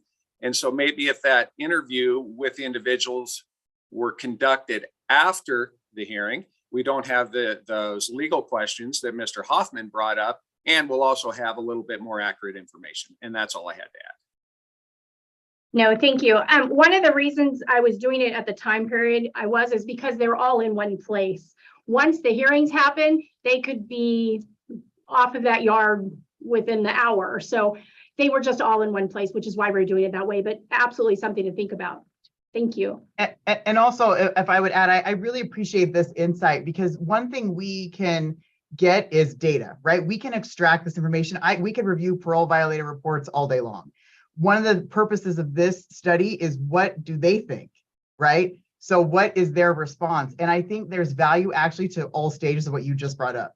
I think it's very valuable to know, as soon as they walk in the door, what's going on? What do they think happened? And that's something that's, I think, going to be difficult to reconcile, and where we don't want to get into don't want to have to breach any sort of issues that you brought up, because that's a very valuable part of the process. But one of the things that's going to be valuable about this information is what they think, right? And I think this is going to be one of the keys when we're looking at what the purpose of the study is to measure reentry and recidivism. And there's a lot of data points we can collect. And my take on it is, I think when I hear people ask, tell me about recidivism and what's the rate and what does it mean? I think what people are really asking is why? Why did they recommit? And so I would say the questions are structured and organized in a way to get them to tell us the story. And then we, of course, are going to reconcile that with the facts that you're bringing up, because I think that's also part of the story. Here's what they think happened, and then here's what happened, right? And especially when they walk in the door and then comparing after. And I think, to your point, if we could, it might be really interesting to take both pieces. As soon as they walk in the door, what do they think just happened? And then now that they've heard the hearing and there was a finding, now what do they think, right? And then we can really evaluate the idea, especially if we're talking about technicals, right? If the technical is supposed to be that swift and certain response, did it work, right? They walked in the door, they had a response, they left a few months later or a month later, however many days later, and what did they think happened? So I really appreciate these questions, because we want to be very intentional, right, about everything we're doing. And so if we have our intention clear, then we can make sure we're addressing issues that aren't going to be harmful, but then also get us to the information we need that will help us that will help. So I really appreciate it. I just wanted to add that in response to what you're saying, Chairman, because I think that information is valuable too. But this qualitative piece is something that we don't have. And I'm looking forward to seeing what else we can get. So thank you. Thank you. Ms. Mole? Kimberly Mole for the record. So I'm adopted, but I grew up in a foster home. And I now do consulting for RTI International, which is a research institute. And one of the projects I'm working on, a national research project, is the foster care to prison pipeline.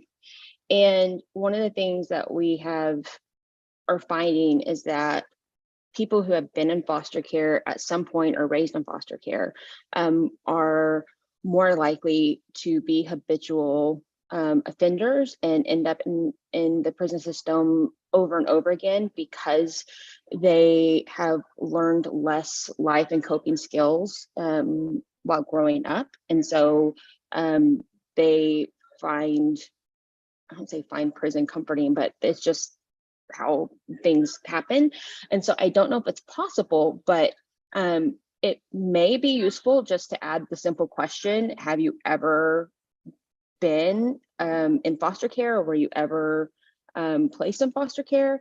Just because if that is a trend that we're seeing in the state, then maybe we can know that if someone's coming into the system and has ever been a member of foster care, then they might be more at risk to reoffend when they come out, and maybe we can provide more resources to those individuals and know where to put some of our resources to help that population more if we're seeing that trend here like we are nationally.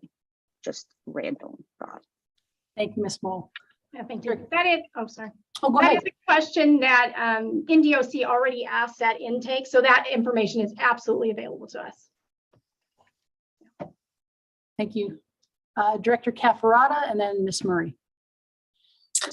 Thanks. I just, fascinating information. I would be super interested in getting more detail when it's available about the workforce and employment training, of course, and especially since some of that had to be suspended during the pandemic. So, you know, how helpful is it? It seems to be something that that these folks are indicating would be very helpful. So looking at which programs are successful and how can we do a better job of delivering that training. I would also add, just for your awareness and the whole team's awareness, the Department of Corrections has joined in with data sharing for the NPower system, which is a longitudinal data system from K-12 to higher ed to employment. So the goal is over time to be able to do research on different interventions and, you know, how successful are they at getting folks into jobs, into careers over the long term. So we won't see immediate data from that, but we will have long-term.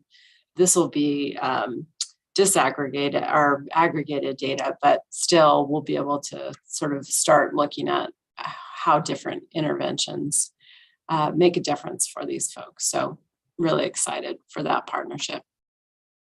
Thank you, Director. Ms. Murray? Thank you.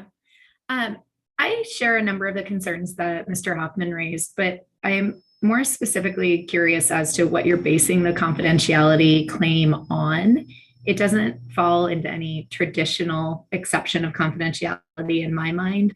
And so I'm curious as to the enforceability of it, or if it's just something that's being asserted with hopes that it'll kind of keep everyone at bay. Where is that coming from? I guess I want to understand, are you worried that because people know that I have this data, that other outside entities would try to come and say that they have claim to it? I could list off a number of concerns. I think Mr. Hoffman did a pretty good job of starting them. But these are proceedings that have due process rights attached to them. Our clients in these proceedings are represented, and so they're being interviewed by a state agency while their counsel has not been notified or present. They're being told that the materials won't be used in any fashion or accessible in any fashion, yet I don't see where the law actually says that's correct. I think if, for example, I were to subpoena those documents, I would be entitled to receive them as counsel in one of those cases, or to at least get it in front of a judge who makes a determination on that. I think the same is true of the state, of the parole board, of any of the entities that have access to these types of answers traditionally. So we do all get the Nevada risk assessment answers and data, both the state and the defense. We get all of that information and it is used in court. I don't really see this as any different. And I'm just concerned as to where that statement of this is confidential and we won't do it comes from, because I think if you received an inquiry, I'm curious as to where you're making the assertion from. Like, what are you relying on when you say we won't be turning that over to anyone else? For the record, Director Gonzalez, thank you for that input. I will say I did not consider the status of the individuals that we were talking about. So what you brought up, to be completely honest, didn't recognize that you're right. Like, there is this pending issue before, right? So it's a different situation. So so the use of confidentiality was not in that scope. And once you bring that up, and you're right, as soon as you started saying that, I thought, oh, I wasn't thinking about it in that context. And you're right, within using it that way, in the term, in the context that we're talking about, we need to figure that out. And so, go ahead. No, I was just saying, I mean, I love the idea of getting to the root behind these situations. I love the idea that we're taking a deeper dive into it. I think we have to have this other consideration as well, or else we're potentially causing more damage than an informational advance down the road. So I just think it needs to be thought through on this front.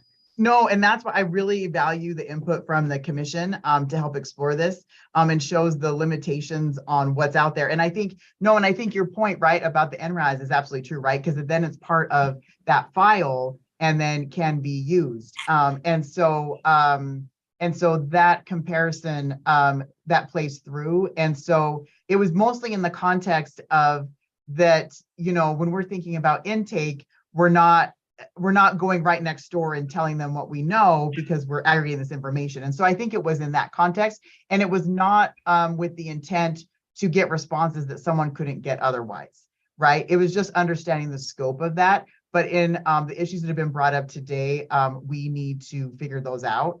And now thinking about it, and that's what, confidentiality to attorneys, it means something different than just saying that word. And so I want to make sure that we are operating within that, and that and that everyone's that what we're intending to do, what we can promise, can be delivered. And then if it's not, then we'll just be clear, listen, this is what it is. And then we can then they're choosing to participate based on having all the information before them, I think is what would be the solution here. But we'll work on that. And if it's okay, we'll reach out to the members of this commission who brought this up, and then explore that scope, so we can make sure we get the information in a way that can protect everyone, and that makes sense. Because I think you bring up something too, as far as like where we're at in the criminal justice process with this, right?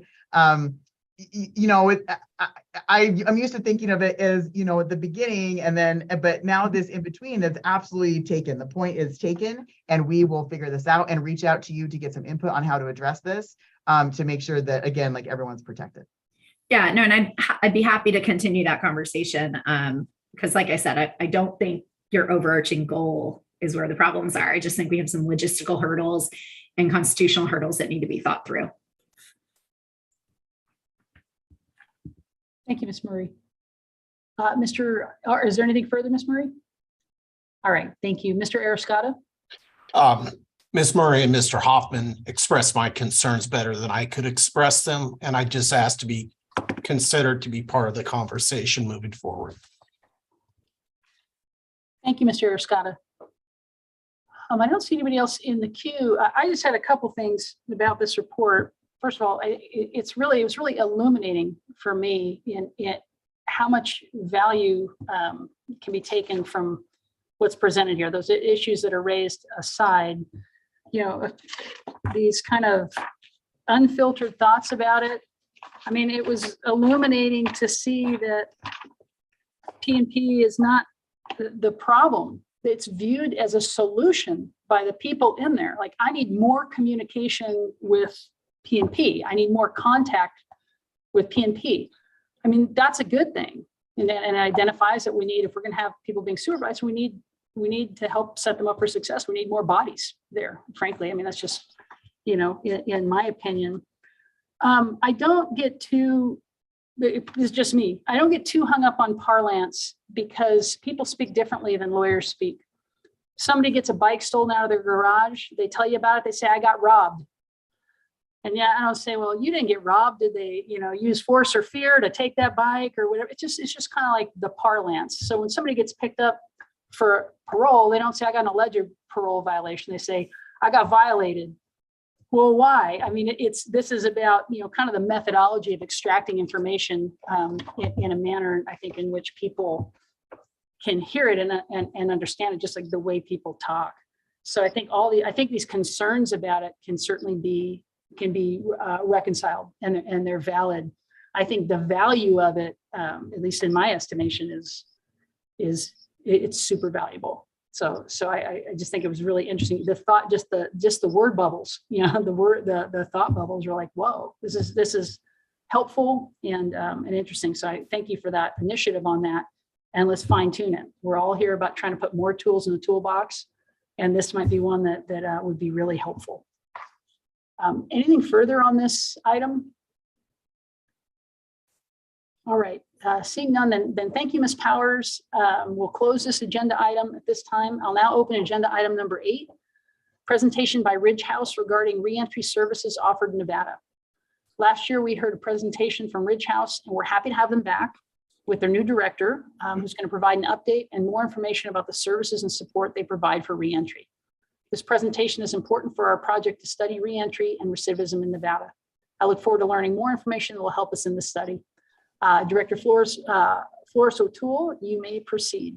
You have the floor. Thank you very much. I thank you, Your Honor, Commissioners, and Director Gonzalez for this opportunity to share about Ridge House. And thank you for driving the PowerPoint too. I appreciate that. The next slide, please. So my name is Gina Flores O'Toole. I'm a Reno native therapist and have worked in the criminal justice system. First, some housekeeping. There was a slide at the end that I want to correct. The number of people that we served last year was 610 in residence. And we have an ongoing outpatient census of about 150 per month. So that just to correct those numbers. So this is the 40th anniversary of Ridge House.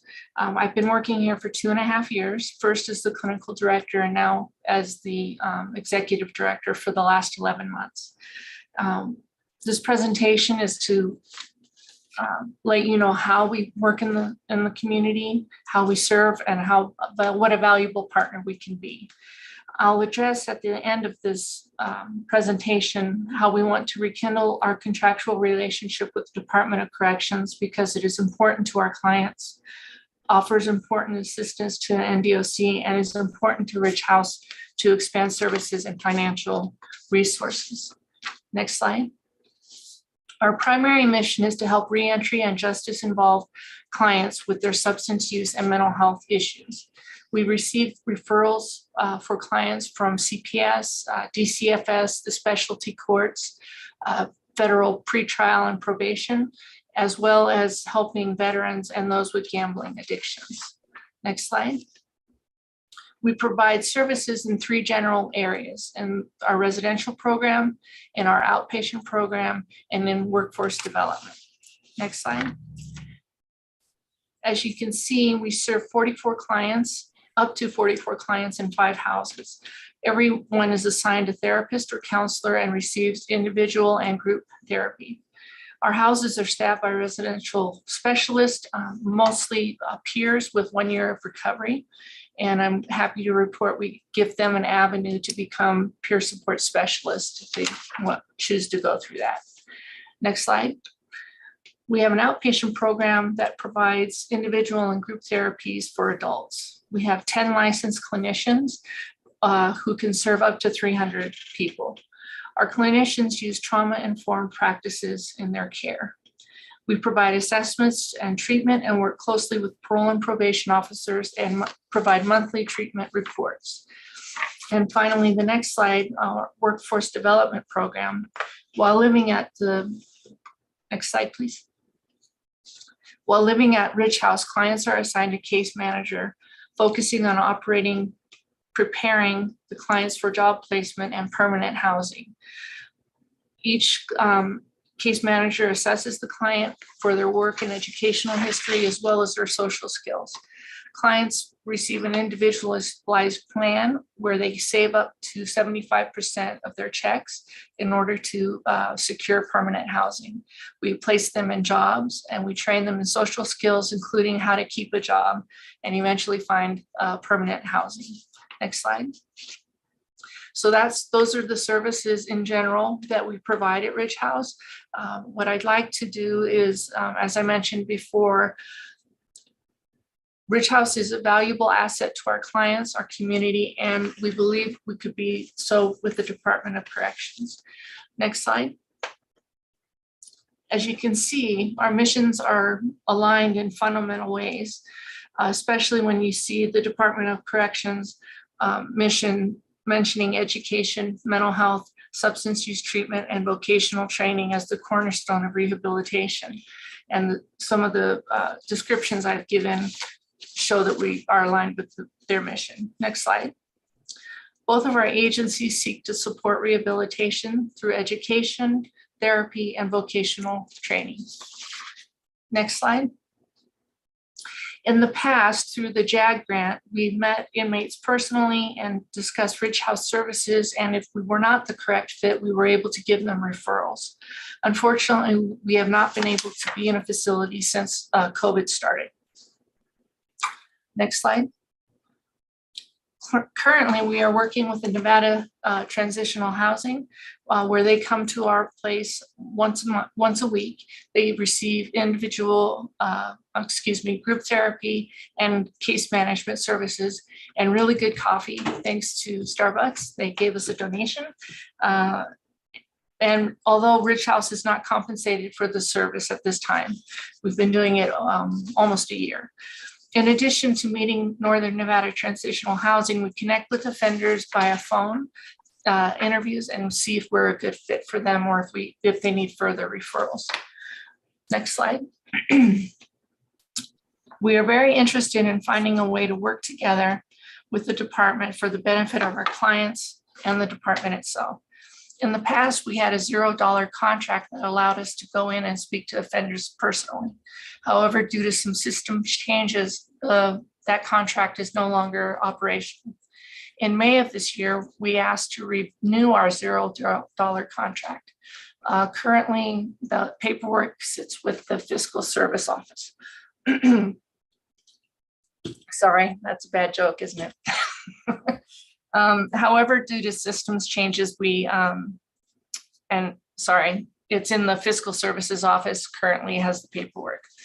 Additionally, in May, we submitted a proposal to provide a therapist and a caseworker into NNCC, Warm Springs, and Stewart Conservation Camp. It was a tiered proposal where we would provide either 2.5 days worth of services or 5 days worth of services with them leaving from Reno to Carson City, or a proposal to embed a clinician and a caseworker into each of those facilities. Unfortunately, we were advised that there was no funding for this critically important work. And the reason it's so important is, that personal touch. We were told over and over again that helps with the transition from being incarcerated to coming to Ridge House, which is set up like a home. We have 5 of those homes and we treat them with respect. So we want them to be sober, stable, and employed. And we'd like to work together for the benefit of our clients, the department, and the Ridge House. Next slide. So in summary, our missions are aligned. And we are working towards the rehabilitation of offenders and their successful reentry. Ridge House would like to increase our presence in the northern facilities. We are very interested in strengthening our relationship with the Department of Corrections, as well as getting compensated. This will benefit Ridge House to provide much needed services and financial resources. I thank you for your time and I'm happy to answer any questions. Thank you for that report. That's wonderful. Are there any questions or comments for Ms. Flores O'Toole?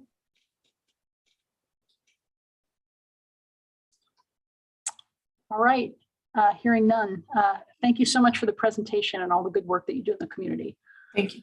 All right, we'll close this agenda item, and I'll now open agenda item number 9.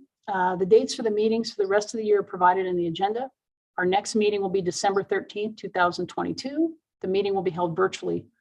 Our staff is already working on more topics and items for discussion at future meetings, but does anyone have anything at this time that they'd like to add or be considered for a future meeting?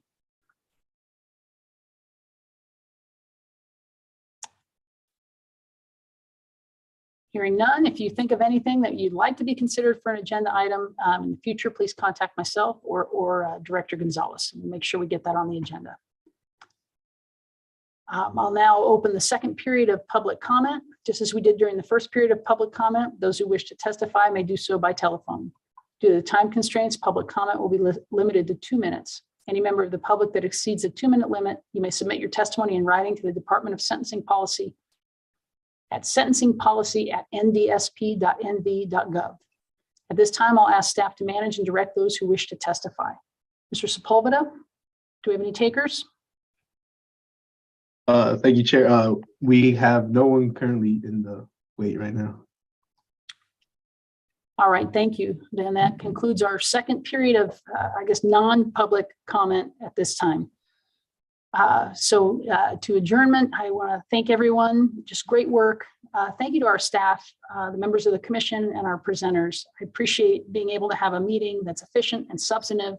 I'm excited for all of our efforts in these ongoing projects, and I look forward to seeing you in December to continue our work. And Justice Stiglitz, before we Yes, adjourn, and I'm sorry, maybe I missed it, but I think at the beginning, Ms. Gonzalez referenced having potentially more frequent meetings and wanting to ask the question of, is that something that this committee thinks is valuable or should be done? And we didn't address that. Okay, thank you, Mr. Escada. You can see, for instance, we have a meeting today, November, and a meeting in December. So it's pretty quick. And I'll take feedback from the gallery. 6-hour meetings are just miserable. And I don't know about you, but we had such valuable information and presentations. And I feel like if you have a valuable presentation at hour 5, you just get shorted because the attention span is difficult. These are long days. And so that was at least this being broken up was kind of at least in this instance at my direction with Director Gonzalez, because they're just too long and it's too much. And I would personally think having meetings of impactful meetings of shorter duration where we can really absorb the items that are on the agenda, as opposed to shorting a lot more. That was kind of what we were thinking. Of course, if things pop up that are going to take longer, these items are going to take as long as they take. So I'll take kind of the pulse of the group on that. I'm here. So 2 hours, 4 hours, 6 hours, whatever. I'm here for you, but I'm here for you. So I know that you're here because you're doing important work and you're busy and you have, you're trying to do this good work in the community. So I want to be respectful of your time, and I want to be respectful of our presenters too. So I'm trying to get that balance. So let me know your thoughts. And may I, since I broached the topic, I agree with you 100%, Justice Stiglitz. A shorter meeting is better. My comment / concern, though, would be to Ms. Gonzalez is that can they, I don't want to say guarantee, but can we receive the material for the meeting sooner than 4:30 the day before the meeting? Because without the material, I mean, there's some pretty dense data that we're looking at that can be interpreted many ways. And, it's pretty hard to do a deep dive when you're receiving it at close of business and our meeting is at open of business the next day. So that would be my only comment. I agree with you 100% that the shorter meetings are more beneficial, more effective, more efficient. But without having this data that we are so data driven by, with some length of time before the meetings, it makes it very difficult to provide intelligent comments, that make sense to the benefit of our commission. Absolutely. Point taken, Mr. Arascata. I apologize for that. That's all on me, and I'm very sorry. And I will work on getting those timelines better figured out so that we can get the materials to you in time. So thank you. And there's no need to apologize. It's just a comment for the commission. No, it's absolutely necessary, and I want to maximize the time, and this information is incredibly valuable, and we can't wait to show it to you and get your input. And you're right, you need the time to digest it. So we'll consider that, or not consider, make sure we have our timelines on track so that as we move to this meeting schedule, that you have the time to get everything in advance of the meeting. Thank you. And I think Justice Stiglitz's point goes directly to that as well, because I think, like yesterday, I have to tell you, it was a lot easier to process the information that was sent to me yesterday than what has been sent in previous meetings, because it was less information. So I just wanted to say, Justice Stiglitz, I completely agree with you. And it makes it a lot easier, I think, for everybody to be here as well and be able to be here through the duration of the meeting, because I've had to leave a couple meetings earlier because I had other things. But like, if I can set aside the morning and still have the afternoon to, get ready for my calendar on Monday or do other things, I think it's very beneficial. So I'm completely in agreement with, we need to meet once a month, which is what most committees that I'm a member of do anyways, and and I agree with Justice Stiglitz. I don't want to short anybody who has the presentation in hour 5. I just don't know that that's fair to that person, because I'm way more attentive to the person who presented at 9 than the person who comes on at 2:30. All right, thank you, Judge. Ms. Moll? Thank you, Your Honor. Kimberly Moore for the record. I just wanted to give a ditto to everything. I'm actually in Canada at the moment, and it's, I actually had to extend my trip for a whole day because I didn't know if it was going to be a 2-hour meeting or an 8-hour meeting. And so it's one of those things I just had to plan for, because I just never know where the meeting's going to be. So it would be nice to kind of have more of a consistent idea of what the schedule is going to look like with this. And then if possible, if we're going to do it monthly, a consistent day and time would be helpful for those of us that kind of maybe have, to plan. I guess we all have to plan for work, but if we travel, we have to plan. So I appreciate that. Thank you. Thank you, Ms. Moll. Director Cafferata? I would agree. More shorter meetings is great. The challenge we're going to run into, at least for me, is the December meeting date is the same day as the Board of Examiners. So might need to step out and those are short meetings right at the moment, but might need to step out for a minute for that. And then we're going to run right into the legislative session. So this is going to get to be a challenging puzzle, just like every other, board and commission has. But I think I feel like the meetings really have been providing great information, and the discussions have been really substantive. So I think we're on the right track, and that would be helpful for all of us to be more engaged, I think. All right, thank you. And we'll be threading the calendar needle like everyone else, so thank you. And to Mr. Arascata's point, for those of us who are on a number of commissions, I can tell you as somebody who has to chair a number of commissions, the big frustration is that people show up at the meeting and they're reading. They haven't read it before. And so it stymies discussion. So we have to give people a fighting chance to read before the meeting. So we'll get the materials out to you sooner. And just thank you all for all your good work, for your time. I'm excited about what we're doing here, and we're open. We're open for business. We're open for input. It's your commission. You're the people who are chosen to kind of lead this effort. So thank you. And is there anything further before we adjourn? All right, then the meeting is adjourned. Thank you again. Mr. McCormick, you have something? Or are you saying bye? All right, then bye. All right, be well, everybody. Take care. Bye-bye. Bye.